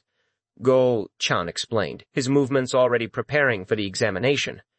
A low hum of agreement escaped Mok Gyeong-un. I suppose that's possible. Verifying to that extent is not a difficult task, Go-chan assured him, his hand already lifting slightly in anticipation. I see. Then I'll leave it to you.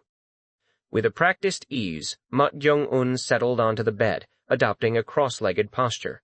The simplicity of the task offered little room for error, he thought. He closed his eyes, his breathing deepening and slowing into a steady, rhythmic cadence. A soft exhalation, whoo, filled the quiet chamber. Go, Sean observed intently, his focus absolute. He stepped down from the bed, approaching Mok Gyeong-un with deliberate quietness. This is merely for examination, he murmured, his voice a low reassurance. Do not let it disturb your concentration on the breathing technique. Then, with an almost imperceptible shift, he brought two fingers together, their tips gently pressing against a specific acupoint on Mok Gyeong-un's neck. Even the faintest wisp of circulating qi, if it existed, would be discernible here. He held no grand expectations, merely a faint, lingering hope. Then a sudden jolt. Go. Chan's brows furrowed, an unspoken exclamation of surprise echoing in his mind. What was this? Surely it couldn't be. Yet, undeniably, unmistakably, a faint thread of qi pulsed beneath his fingertips.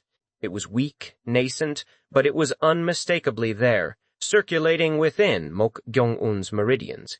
This meant that the young master had indeed properly detected and absorbed qi.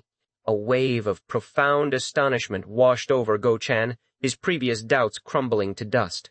Even for children, typically 3 to 4 years of age, who possessed the most sensitive qi perception, detecting qi in less than half a day was an exceptionally difficult feat. The norm for even the most gifted was a fortnight, and for others, it could take months of dedicated effort. Yet Mok Gyeong-un, despite his age, an age when meridians typically accumulated impurities and qi sense diminished, had somehow achieved it in a single day. Go. Sean's perception of the young master shifted dramatically. Does this fellow truly possess martial talent? The question now resonated in his thoughts, stripped of disbelief and tinged with a burgeoning sense of awe. In the vast tapestry of existence, there were no absolutes, no fixed rules without exceptions. Mok Gyeong-un, he now considered, might just be one such extraordinary exception. Let's examine it, he decided, his curiosity piqued. Mok Gyeong-un had mentioned the qi dissipating. Directly examining the internal pathways was the only way to uncover the precise cause. Go? Chan spoke, his voice hushed and careful so as not to disturb the young man's concentration. I will infuse a small amount of internal energy to examine you. Please endure it, even if it feels uncomfortable. Mok Gyeong-un, deep in his meditative state, offered a minuscule nod of acknowledgement. With a soft, almost imperceptible motion, Go-chan focused, a thread of true qi flowing from his fingers, entering Mok Gyeong-un's Jimun acupoint. He guided it, a delicate, almost ethereal journey through the Yangmun and Jungwon acupoints, tracing a path towards the lower donjon. In that precise moment, a new wave of surprise, even more potent than the last, coursed through him. What in the world is with this fellow? Meridian impurities were a natural consequence of age, accumulating within the body unless one began cultivating internal energy from a very young age. Yet, Mok Gyeong-un's meridians were astonishingly clean, almost pristine, akin to those of a 3- or 4-year-old child. It was an anomaly, a phenomenon that defied explanation. How can this be? He certainly couldn't have cultivated internal energy before, could he? The thought was jarring. For meridians to be so clean at his age without prior cultivation, one would have required consistent and prolonged clearing the passage point treatments from a profound internal expert. Otherwise, it was utterly impossible. Go-chan's gaze lingered on the back of Mok Gyeong-un's head, a puzzled expression etched on his face. Didn't he say he lived with his grandfather in the mountains? What hidden secrets lay beneath the surface of this seemingly ordinary young man? Shaking his head, Go-chan pushed the swirling doubts aside for now. His true chi continued its journey, finally reaching the area around the lower donjon. He was so close. He harbored a primary speculation regarding the ki's dissipation. It was likely due to Mok Gyeong-un's recent initiation into ki absorption. It hadn't even been half a day since he began his breathing technique. No matter how much chi he gathered, the amount would be minuscule, and without a properly formed lower donjon, dissipation was an inevitable consequence. Then, a sudden chilling sensation. A shiver ran down Go-chan's spine, cold and spine-piercing.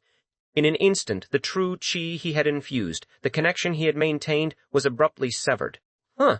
His palm remained in place, yet the link was gone. What was happening? Furrowing his brows, Go-chan, driven by an intense, almost desperate curiosity, once again infused true chi into the Jimun acupoint, sending it towards the lower donjon. Again, the same spine-tingling sensation. Again, the true chi he had sent, dissipated, vanishing as if into thin air. Go-chan was momentarily dumbfounded, his mind struggling to comprehend the phenomenon. What? This was not Mok Gyeong-un's own absorbed ki. It was Go-chan's true chi, meticulously controlled and guided. Yet, the moment it approached the lower donjon, he lost all control, and it simply vanished. How could this be? Unless one intentionally cut off the true chi oneself, such a phenomenon was impossible. As Go-chan grappled with the inexplicable, Mok Gyeong-un's quiet voice broke the silence. Sir Go-chan's ki also dissipated? You felt that too? Go-chan asked, his voice tinged with incredulity. Yes. This is unbelievable. This fellow's chi sense is truly unparalleled. It could only be described as an innate instinct, a natural gift. To perceive another person's ki, especially when he himself had only just begun to absorb his own, was a feat beyond comprehension. It twisted Go-chan's tongue, a testament to Mok Gyeong-un's extraordinary potential. If this young master had begun martial arts training from an early age, what heights might he have reached? He might have possessed talent on par with the youngest young master. Mok Woo-cheon, the youngest scion of the Yoyon Mok Sword Manor, was a legendary figure within their ranks. His talent was so overwhelming, so prodigious, that it appeared perhaps once every 3 generations. A veritable monster.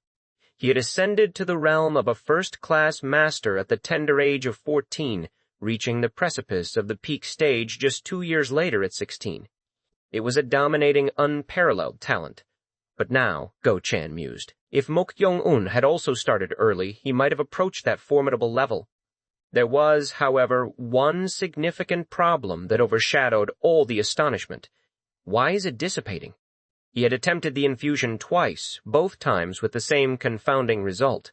If the faint chi Mok Gyeong-un himself had gathered through the breathing technique dissipated, the reason would be clear. But for Go-chan's own true chi, he could not fathom the cause. Young master, Go-chan began, his voice hesitant. Do you know why? Mok Gyeong-un pressed, his voice even. I am ashamed to say that with this subordinate's limited skill, it is difficult to ascertain the reason. Go Chan's pride stung, but he was merely a second-rate expert. True masters began at the first-rate stage and above. While stronger than ordinary people, second-rate experts had yet to truly enter the realm of true mastery. Unless an expert of a higher level than this subordinate examines it, it seems it will be hard to know. But since you've trained in martial arts, don't you have any speculations? Mok Gyeong-un persisted, a note of desperation subtly weaving into his tone. I don't know, Go Chan admitted, a frown deepening on his face. I feel some unusual chi around the young master's lower donjon, but it's hard to discern what it is. It was utterly alien, completely unlike internal energy. It was so cold, so profoundly unpleasant, that Go Chan wasn't even certain if it could truly be classified as chi. Mok Gyeong-un's voice, now low and direct, cut through Go Chan's bewildered thoughts. Then, I won't beat around the bush and ask directly. If it continues like this, will I be unable to form a donjon? A straightforward, brutal question. Go?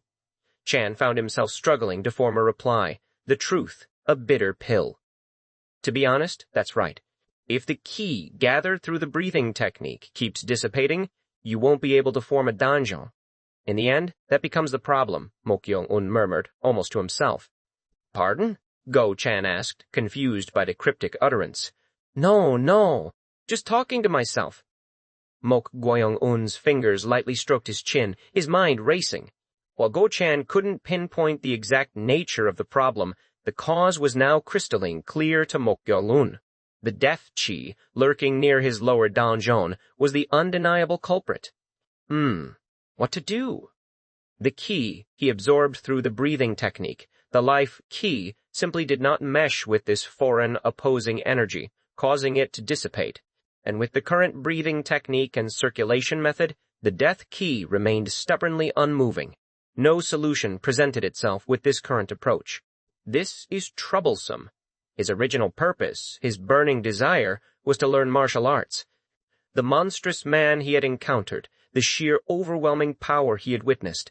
Even now, recalling that sensation, he dared not even contemplate defeating him, let alone confronting him. Am I unable to learn martial arts? The thought was a cold dread that settled in his gut. If that were the case, there was no longer any compelling reason to remain in this place, in this life. Mok Gyeong-un's mind spiraled, a complicated knot of thoughts and emotions. Yet, it was still too early to surrender to discouragement. As Go Chan himself had stated, he was merely a second-rate expert. Perhaps his limited skill prevented him from grasping the exact cause. Could a proper master, an expert of true stature, offer a solution? As he pondered, Go Chan's voice broke through his reverie, a new speculation forming on his lips. Oh my, how peculiar. Seeing how it dissipates true chi, it seems completely opposite to the chi generated through normal circulation. Opposite? Mok Gyeong-un seized on the word, his eyes snapping open, a spark of insight igniting within them. Go! John quickly waved his hands, a blush creeping up his neck. It's just my guess. You don't need to take it too seriously. Opposite, Mok Gyeong-un's brow furrowed, his mind consumed by the single word. The moment he heard opposite, a profound realization struck him. He recalled the chilling sensation he'd felt when he first absorbed this cold yin-death chi. If the ki absorbed through normal breathing was life ki, living ki, then what coursed through him now was, literally, death ki. Then perhaps the method itself was fundamentally flawed from the very beginning. Mok Gyeong-un reached his own startling conclusion. Sir Go Chan's words are correct. I should attempt to reverse the ki circulation method and the breathing technique. With those words he closed his eyes once more, preparing to put his audacious realization into immediate practice. Go Chan, for a fleeting moment, could not conceal his utter bewilderment. Had he heard correctly? Reverse the chi circulation and the breathing technique? For an instant he doubted the very function of his ears. The breathing technique, by its very essence, was a cultivation method rooted in Taoism, designed to bolster life chi and yang chi within the body. Reversing it meant literally embracing death and yin chi. Furthermore, reversing chi circulation was known as the great method of reverse meridians, a path that inevitably led one down the treacherous demonic road. Yo, young master, stop! you may fall into a key deviation. Go-chan cried out, his voice laced with genuine panic. Fire. Entering the devil was a terrifying phenomenon, capable of crippling even if the body's internal chi suffered a mere distortion. But to intentionally reverse the entire ki circulation, that was nothing short of choosing self-destruction. From the shadows, Cheong-ryeong, the spectral entity bound to the demonic monk, observed the unfolding scene, a slow, predatory smirk curling her lips. That foolish mortal was about to commit an act of monumental idiocy, driven by his shallow, nascent understanding. How can he even conceive of such a thing, she mused, a flicker of dark amusement in her phantom eyes. Even the reverse meridian method, painstakingly developed by her former sect through years of arduous research, frequently resulted in the destruction of the danjon, leaving practitioners crippled or, more often, dead. Yet, this greenhorn, who hadn't even formed a danjon, was unilaterally attempting to reverse his ki circulation. It was, quite literally, a suicidal act. If it goes well, I may finally find freedom. Cheong-ryeong's smirk widened. If external forces harmed the boy, or if the devouring supreme ruler attempted to inflict damage, the retribution would inevitably boomerang back upon them. But if the boy willingly took his own life, the rules changed. In such a scenario, she too might finally be unshackled. Don't interfere, mortal. A soft, almost imperceptible flick of Cheong-ryeong's pipe. Go-chan, who had lunged forward to prevent Mok Gyeong-un's reckless act, was struck by an unseen force. He was propelled backward, landing squarely on the bed he had previously occupied, pinned there by an invisible, unyielding weight. Ack! Go! Chan gasped, startled and disoriented. This is... He tried to gather his internal energy, to force his body upright, but he found himself utterly immobile, unable to move an inch. Yo, young mas. A single, silent gesture from Cheong-ryeong, and Go-chan's lips clamped shut, his voice stifled. Shh, you need to be quiet. In the meantime, Mok Gyeong-un had already begun. The breathing technique, the ki circulation, everything was being reversed. Cheong-ryeong's red lips twitched, a thrill of dark anticipation racing through her. If you die on your own, I'll personally dismember your soul. She truly looked forward to it. However, a soft, ethereal whoosh filled the chamber. White breath, not warm or life-affirming, but incredibly cold and imbued with profound yin energy, flowed from Mok Gyeong-un as he circulated his ki. Psst. Cheong-ryeong's? One eyebrow shot up, a stark contrast to her earlier amusement. Until this very moment, she had been certain Mok Gyeong-un would succumb to a devilish state, dying from his reckless act of reversing chi circulation. But events were flowing in an utterly unforeseen direction. What is this? She had never witnessed such a phenomenon, not even during her long life. Why were yin-chi gathering around him as he reversed the ki circulation? It was clearly visible to her ghost eyes. In the vast world, it was not only life-chi and yang-chi that permeated the atmosphere. Naturally, as yin and yang energies maintained their delicate balance, death-ki and yin-ki were also distributed in corresponding equal amounts. But here was the critical fact.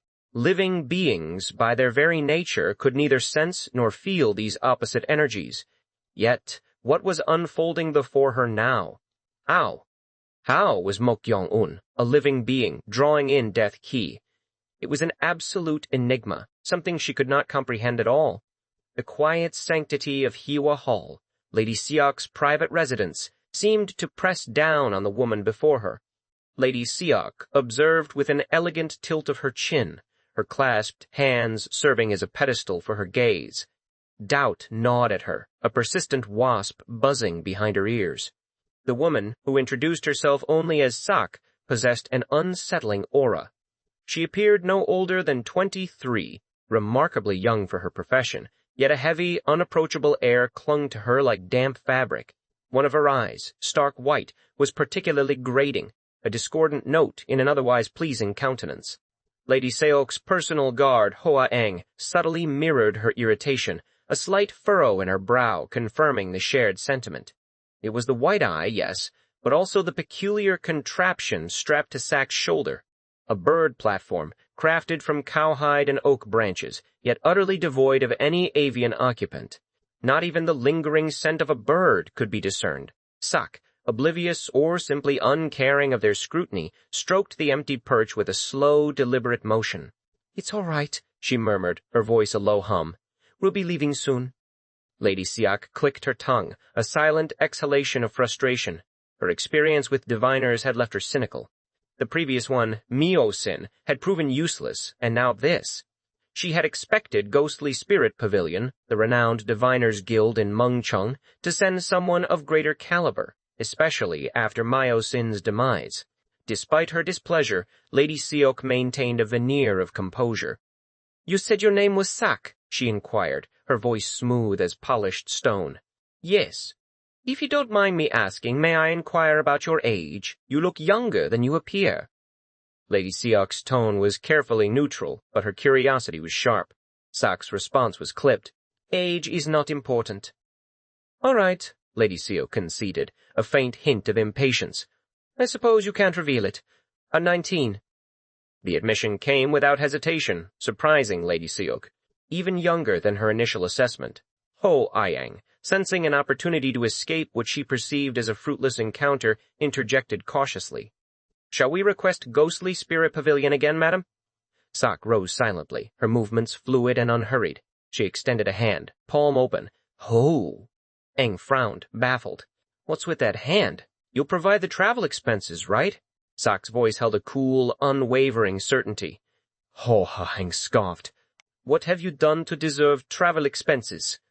"It wasn't us who broke the agreement," Sak replied, her white eye seeming to pierce through the guard's resistance. "But your side." "It's not a breach of contract," Hoang insisted, but her voice lacked conviction.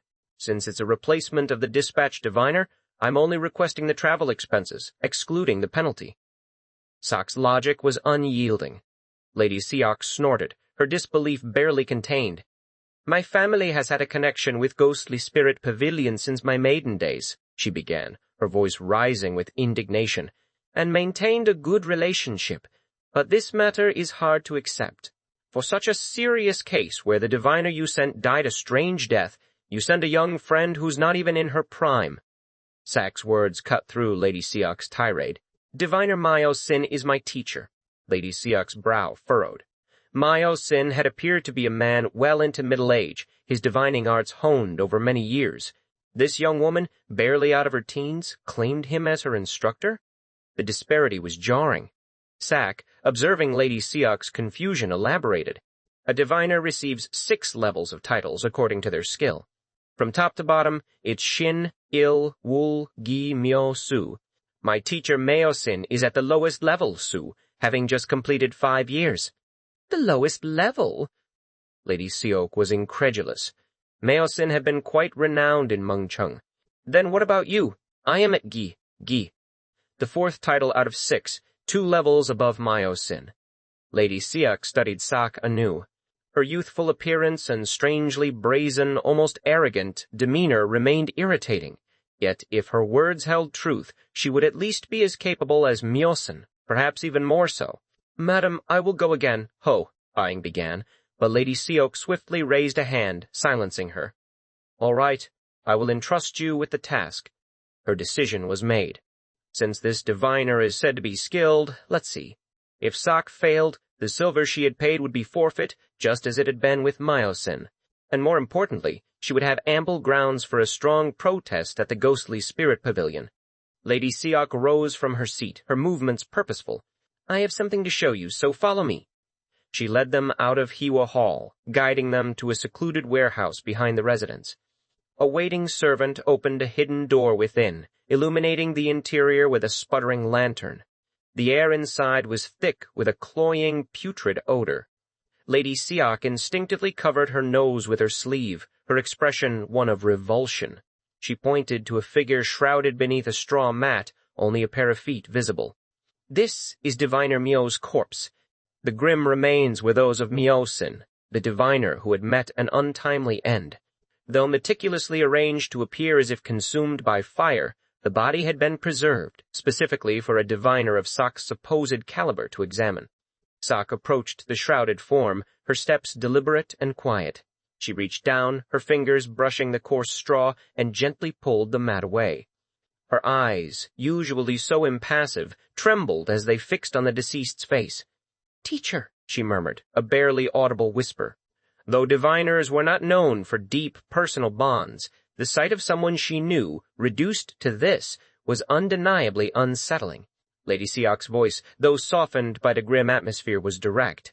"How do you think he died?" Sak's reply was delivered in a low, almost ethereal tone. "The cause of death is not judged by what is seen. Only the dead can tell." Without another word, Sak extended her hand, her fingers hovering inches from Myo-sin's cold, lifeless face. Lady Siok and Ho-eng recoiled, their faces contorted in distaste, turning their heads away from the grotesque spectacle. The thought of touching such a foul-smelling corpse with bare hands was beyond their comprehension. Sak, however, ignored their revulsion. She closed her eyes, her hand making contact with Myo-sin's skin. Then her left hand began to move, executing intricate hand seals. Gai, Tu, Jion, followed by Baek, Ja, and Byung, the sequence of the 9-character Dharani. Her lips moved, a small, barely audible chant escaping her. 3-person joint technique. The Northern Emperor has granted me authority, so reveal all that you have experienced. Urgently, urgently, as the law and decree command. The air in the cramped warehouse seemed to thicken, growing heavy and oppressive. An eerie silence descended, broken only by Sak's hushed incantations. Lady Siok and Ho-eng held their breath, their gazes fixed on the bizarre ritual unfolding before them. Then, a truly unsettling sight. Myo-sin's entire body began to tremble, a macabre tremor rippling through the inert flesh. "Oh!" Aang gasped, her hand flying to her mouth, and she instinctively staggered backward. The corpse was moving. Lady Siok, though startled, maintained her composure. Her brows furrowed, not in fear, but in intense concentration. She leaned forward, straining to discern the precise movements of the fang arts, a forbidden art she had only heard whispers of. Reveal all. Urgently, urgently, as the law, Sak's voice strained, her expression distorting as she bit down hard on her lip. It was as she expected. She pulled her left hand, still maintaining the complex hand seal, and Myo-sin's mouth creaked open, then snapped shut. The macabre trembling ceased. Sak slowly opened her eyes, released the hand seal, and withdrew her hand. "What happened?" Lady Siok pressed, her voice laced with a mixture of anticipation and unease. Sak remained silent for a moment, her gaze distant. Finally she spoke. "I asked my teacher." Lady Siok stared, bewildered. "Asked?" As if a dead person would really answer. "Of course not," Sak replied, her voice flat. "Unless the spiritual remains in the corporeal part of the soul, they won't directly answer." Lady Siok's eyes narrowed. Was the girl mocking her? She had clearly said she asked. As if reading her thoughts, Sak continued. "All the dead have traces." "Traces?" "In the spirit of a corpse that hasn't been dead for 49 days, spiritual traces remain. If you awaken those traces, you can see how the owner of the soul met their death." "Then did you see who did it?" Lady Siok's voice was eager, hope flickering in her eyes. "I didn't see." Lady Siok's face fell. "What do you mean? You just said a moment ago that within 49 days. If one loses their life by Sao, by murder, only a fragment of the last moment remains," Sak explained, her voice devoid of emotion. "So no matter how skilled a diviner is, it's difficult to accurately confirm how they died." The last fragment she had witnessed from Myo-sin's dying moments was profound, abject fear. That was why she had bitten her lip so tightly during the ritual. Such terror, in itself, was not extraordinary. Yet, for a diviner, one who dealt with the supernatural, to be so utterly consumed by fear at the point of death, it suggested something truly formidable. Even a vengeful spirit of yellow spirit level, while formidable, might not elicit such a reaction from a Su-ranked diviner. Lady Siok pressed on, a shadow of disappointment in her tone. "Then you're saying we can't know anything?" "That's not the case." "What do you mean?" "Dying by Sal means it was a death by supernatural phenomena. Seeing how the blood vessels of the corpse are so grotesquely protruding, it's not an ordinary vengeful spirit." Lady Siok's eyes sharpened, a flicker of satisfaction igniting within them. This was the precise point of her suspicion. So you're saying it's true that he died like this because of supernatural phenomena? Yes, it's a very strong, vengeful spirit. I knew it. That child did it after all. Ah, the confirmation she craved had finally arrived. It meant Mok Gyeong-un had indeed used supernatural phenomena to kill Myo-sin, and had even threatened the life of her maid, So-wa. The realization sent a fresh wave of rage through her, causing her hands to tremble. What kind of monstrous creature was he, that even such powerful, vengeful spirits aided him? Lady Seok's voice was sharp, laced with venomous anger. You can handle it, right? Sok's gaze met hers, unwavering. If you promise one thing clearly, it's possible. What is it? Not all supernatural phenomena are the same. Vengeful spirits are the opposite of cultivating life, so they can't be tamed as devouring supreme rulers in the first place. So in the end, we have to consider it as possession. And, Lady Seok interrupted, impatient with the technicalities, if what was mentioned in the request is true, that young master named Mok Gyeong-un may have already lost his corporeal part of the soul to supernatural phenomena, and lost his spirit, taking this into account during the exorcism.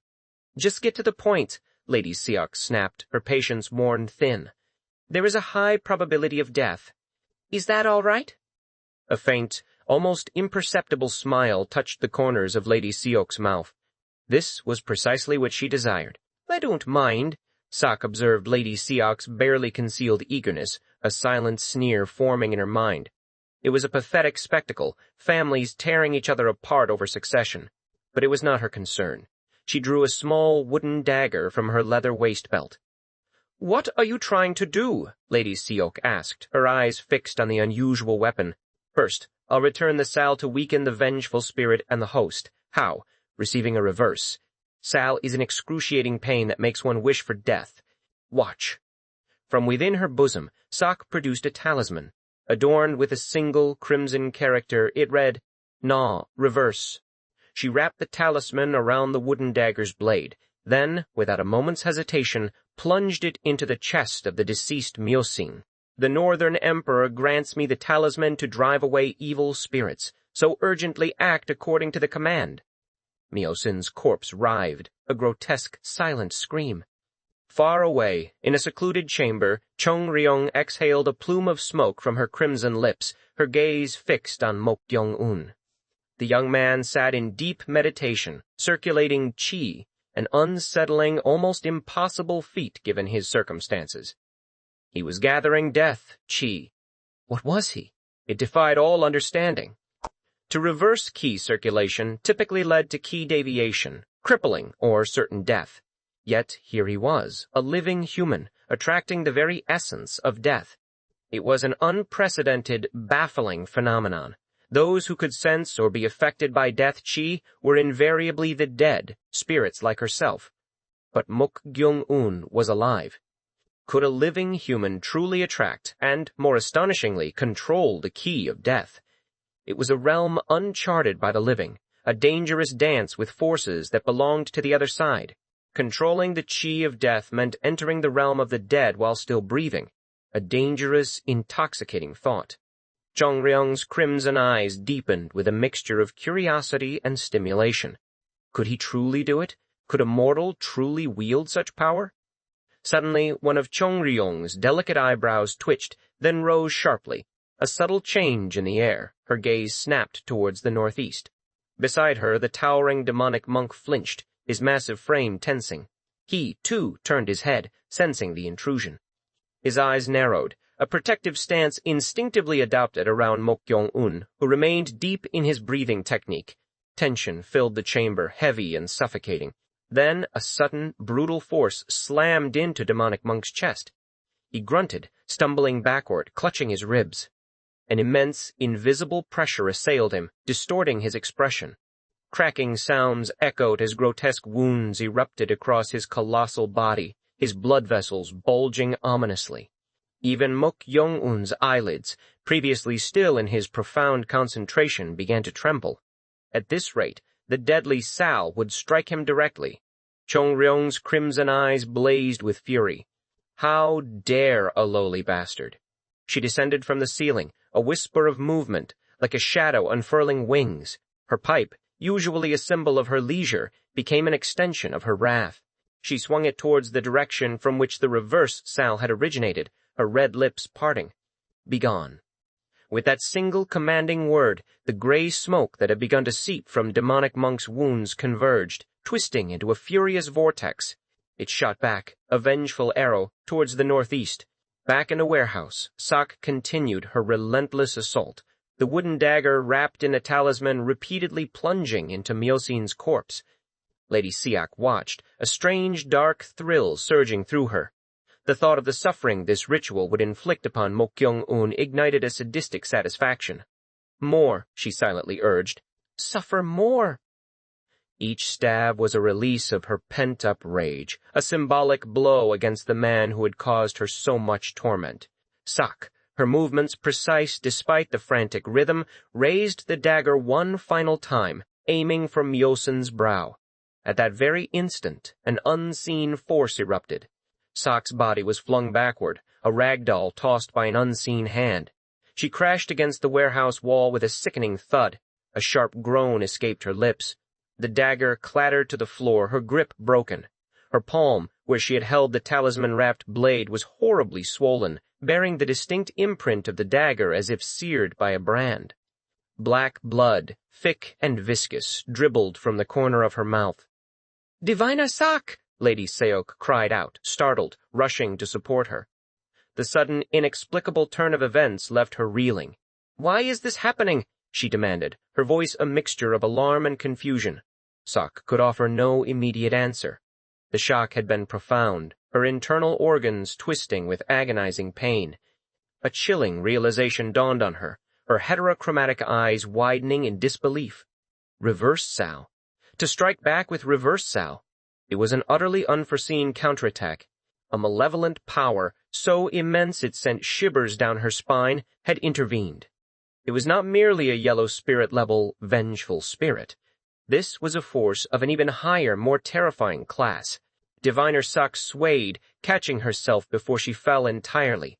A bitter taste, metallic and thick, bloomed on her tongue as black blood trickled from the corner of her mouth. The sensation that had just assaulted her was unlike anything she had anticipated. It was a raw, primal force, far surpassing the strength of a common yellow spirit. This was more than a mere vengeful echo. It was a focused, malevolent presence. Lady Siak, the matriarch of the household, rushed to her side, her hand firm on Sak's arm. "Are you all right, diviner?" Sak nodded, pushing herself upright. The guardian talismans sewn into her robes had absorbed the brunt of the reflected evil energy, sparing her from fatal internal injuries. Yet the shock still reverberated through her bones. "The evil energy I sent was reflected back," Sak managed, a cough tearing at her throat. Lady Siak's brow furrowed in confusion. "Reflected back? What does that mean?" "It means what I said," Sak replied, wiping her chin with the back of her hand. "The same killing energy that ended Diviner Myosin's life, I sent it back to the spirit. And it bounced it off." A profound silence descended upon the room. Lady Siak struggled to comprehend. A diviner of Sak's caliber, one far superior to the late Myosin, had her own potent evil energy repelled. This was unprecedented. "Then does this mean we cannot resolve this?" Lady Siak asked, her voice barely a whisper. Sak met her gaze, the gravity of the situation etched on her face. "It's not a matter of resolving it. The situation has become far more dangerous than anticipated." Her tone was stark, leaving no room for doubt. Lady Siak's concern deepened. "Dangerous, you say? A yellow spirit, even a formidable one, could be weakened with evil energy and then exorcised using talismans," Sak explained, her voice low. "But this went awry." She paused, collecting her thoughts. "It's a malicious, vengeful spirit of a far higher level." "Vengeful spirits have levels?" Lady Siok inquired, still grappling with the escalating revelations. "Yes. You can think of it as a measure of danger," Sak clarified, pushing back a stray strand of hair. "Even a yellow spirit is deadly. It can inflict killing energy and cause death. But anything higher, that demands alert from even diviners who specialize in monsters." She spoke of green ghosts, rare and ancient entities. These were spirits whose vengeful energy had persisted for decades, enduring immense agony. Most vengeful spirits faded over time, dissipating into the ether, but green ghosts were different. They were stubborn, malicious entities, survivors of forgotten tragedies. Dealing with them was a perilous undertaking, often requiring 5 level 5 diviners, each risking their lives. Then is the spirit possessing him one of these decades-old green ghosts? Lady Seok asked, apprehension lacing her words. Most likely, Sak confirmed. She had encountered such calamities only twice in her career. If this truly reached the highest echelons, the Yeonmok Sword Manor would already be a charnel house, its grounds soaked in blood. The range of influence of such a high-level spirit was vast. No, it was a green ghost. That much she was certain of. Diviner Sak, Lady Seok continued, her voice trembling slightly. If it's that dangerous, can you handle it alone? Sak extended her hand, palm open. Her answer was clear without a single word. Lady Seok's eyes widened. What does that mean? 500 silver niang is insufficient for a green ghost, Sak stated plainly. You'll need to raise it to 1,000. A guard named Ho Engeng, who had been listening in growing disbelief, exploded. 1,000 silver niang? That's enough to buy countless sacks of rice. Does that make any sense? Silver and lives cannot be compared, Sak responded, her voice devoid of emotion. Lives? Ha! Just because my lady requested you, you think you can. This is a martial household, not some ordinary place. Hoang scoffed, her hand unconsciously drifting towards the hilt of her blade. Then the guard can handle it. Sak turned, making to leave the storage room. Hoang, incensed, stepped directly into her path. Who said you can leave as you please? Please step aside, Sak said, her voice firm. Unless you spit back what you received or... No. It's fine. Hoang paused, confused. What? Sak glanced at the top of a nearby sack, an empty space, and muttered, Settle down, Gyo. Hoegi's gaze darted to the sack, then back to Sak. There was nothing there. Yet Sak had spoken as if addressing someone. What's on the sack that you're talking like that? Hoang demanded, annoyance rising. Before, too, as if there's something... A faint rustling sound broke the tension, barely audible at first. It seemed to come from the direction of the sacks. Ho! Aang looked, but saw nothing. Then it came again, from multiple places. Rustle, rustle, rustle, rustle. Hoang's hand instinctively tightened on her sword sheath. The sound was unsettling, grating, as if something unseen was shifting all around them. Guio. Enough, Sak commanded, waving a dismissive hand. As if by magic, the rustling ceased instantly. A sudden, cold dread settled in Hoang's stomach. Oh, what was that just now? She asked, her voice unexpectedly small. Sak shook her head. Don't provoke Gyo. She made a soft petting gesture above the empty sack, a gesture Ho-ha-yang had seen before and found utterly baffling. There's nothing there, so what on earth? Ho-ha-yang stammered. Gyo is very shy. No. What the heck is this Gayo that you keep? Gayo is a native Imai Manjang of Mount Yoa, at the end of Mangal. Imai Manjang? You don't mean a monster? Ho. Howing's eyes widened further. Similar, Sak replied. She explained that Imai Manjang referred to mountain goblins or water monsters, a collective term for malevolent spirits.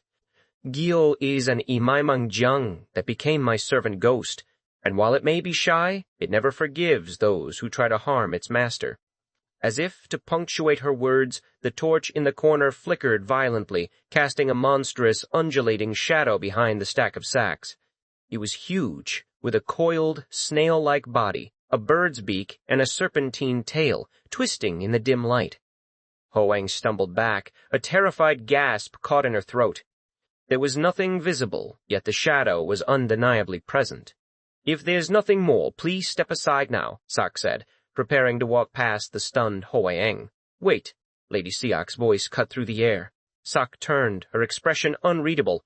Can you truly handle that green ghost or whatever it is? Lady Seok asked, her eyes sharp, scrutinizing the diviner. A faint, almost imperceptible smile touched Sak's lips. She had anticipated this. They wouldn't be able to refuse. A green ghost was dangerous, yes, but as a diviner who commanded servant ghosts, she believed she could manage. The smile vanished, replaced by a serious demeanor. The vengeful spirit will be very angry after having its killing energy reflected back.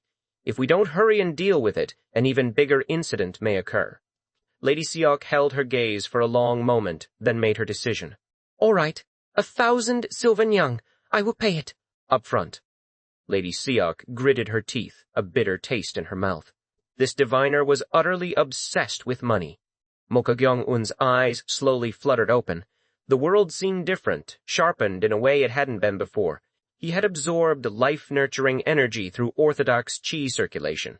But it had always felt like wearing clothes that didn't quite fit. Now the chilling yin energies, drawn in through reverse circulation, settled upon him like a second skin. They flowed freely, circulating through his meridians without resistance, even lingering beneath his donjon. This was the answer. Life-nurturing energy had never suited his body. This death energy, however, felt perfectly natural. He could circulate chi, could feel its subtle ebb and flow within him. Yet a new problem arose. The death energy was too scarce. Compared to life-nurturing energy, it was a mere trickle, less than 1/10 of what he might otherwise absorb. Like a dried-up spring, his ki circulation felt unfulfilled, yearning for more. A pity, he thought. If only he could secure a greater abundance of this energy, he felt certain he could form a cinnabar field even with it. A fleeting thought crossed his mind. Should he simply kill someone and absorb the death energy in a gruesome manner? He quickly dismissed it. Reckless killing would only invite more restrictions, more trouble. Any such action would require careful calculation. Perhaps they would know. As vengeful spirits, demonic monk or Cheong-ryeong might have knowledge of places where this death energy was abundant. He sought out demonic monk first. Huh? Demonic monk's condition was alarming. It sat slumped against the wall, its spectral form shrouded in wounds, a gray, hazy substance rising from its body. He had no idea what had transpired. Nearby, the guard Go-chan lay sprawled on an infirmary bed, unconscious in a strange, contorted posture. What had happened while he was cultivating? A voice, sharp and annoyed, cut through his confusion. Humph, you're a handful. Mortal. Cheong-ryeong, perched on the bed, pipe in hand, exhaled a thick plume of smoke. She reached out, the end of her pipe lifting Mok Gyeong-un's chin, her gaze piercing. Are you sure you're a living human? Do you think I might be dead? My heart is beating just fine.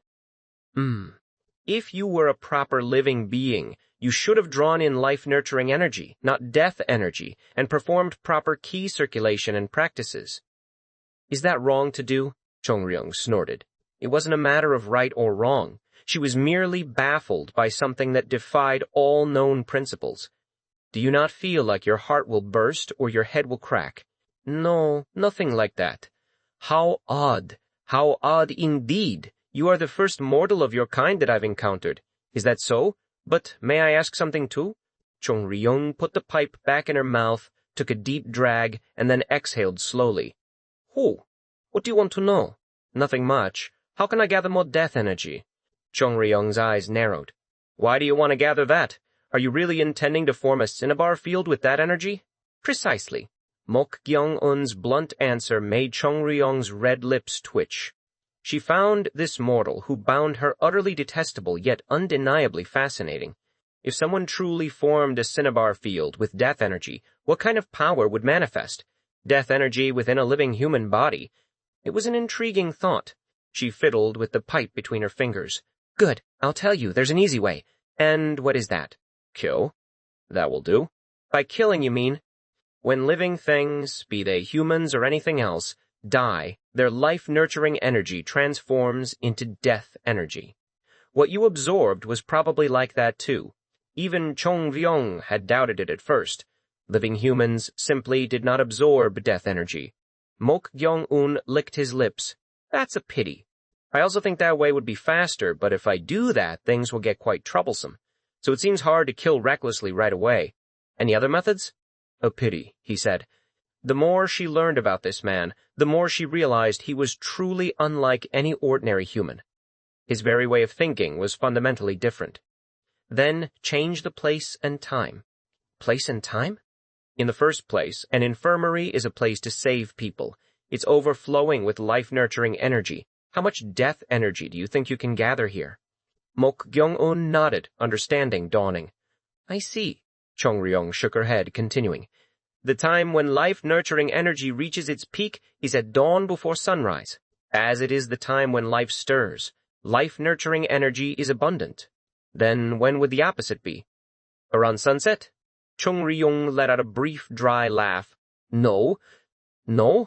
You may think so, but the time when death energy is most abundant is different. It's from the hour of the rat to the middle of the hour of the tiger. This is called the hour of the dead. Hour of the dead? Sounds plausible. It reaches its peak at the beginning of the hour of the ox. At that time, death energy becomes most abundant. Then I should aim for that time. As for the place, somewhere overflowing with yin energy would be good, like a graveyard, for example. At least your head works that much. Mortal. Cheong-ryeong's red lips lifted at the corners, a brief predatory smile. Then, as if realizing her expression, she quickly returned to a serious face. Mok Gyeong-un smirked inwardly, but kept his outward expression neutral.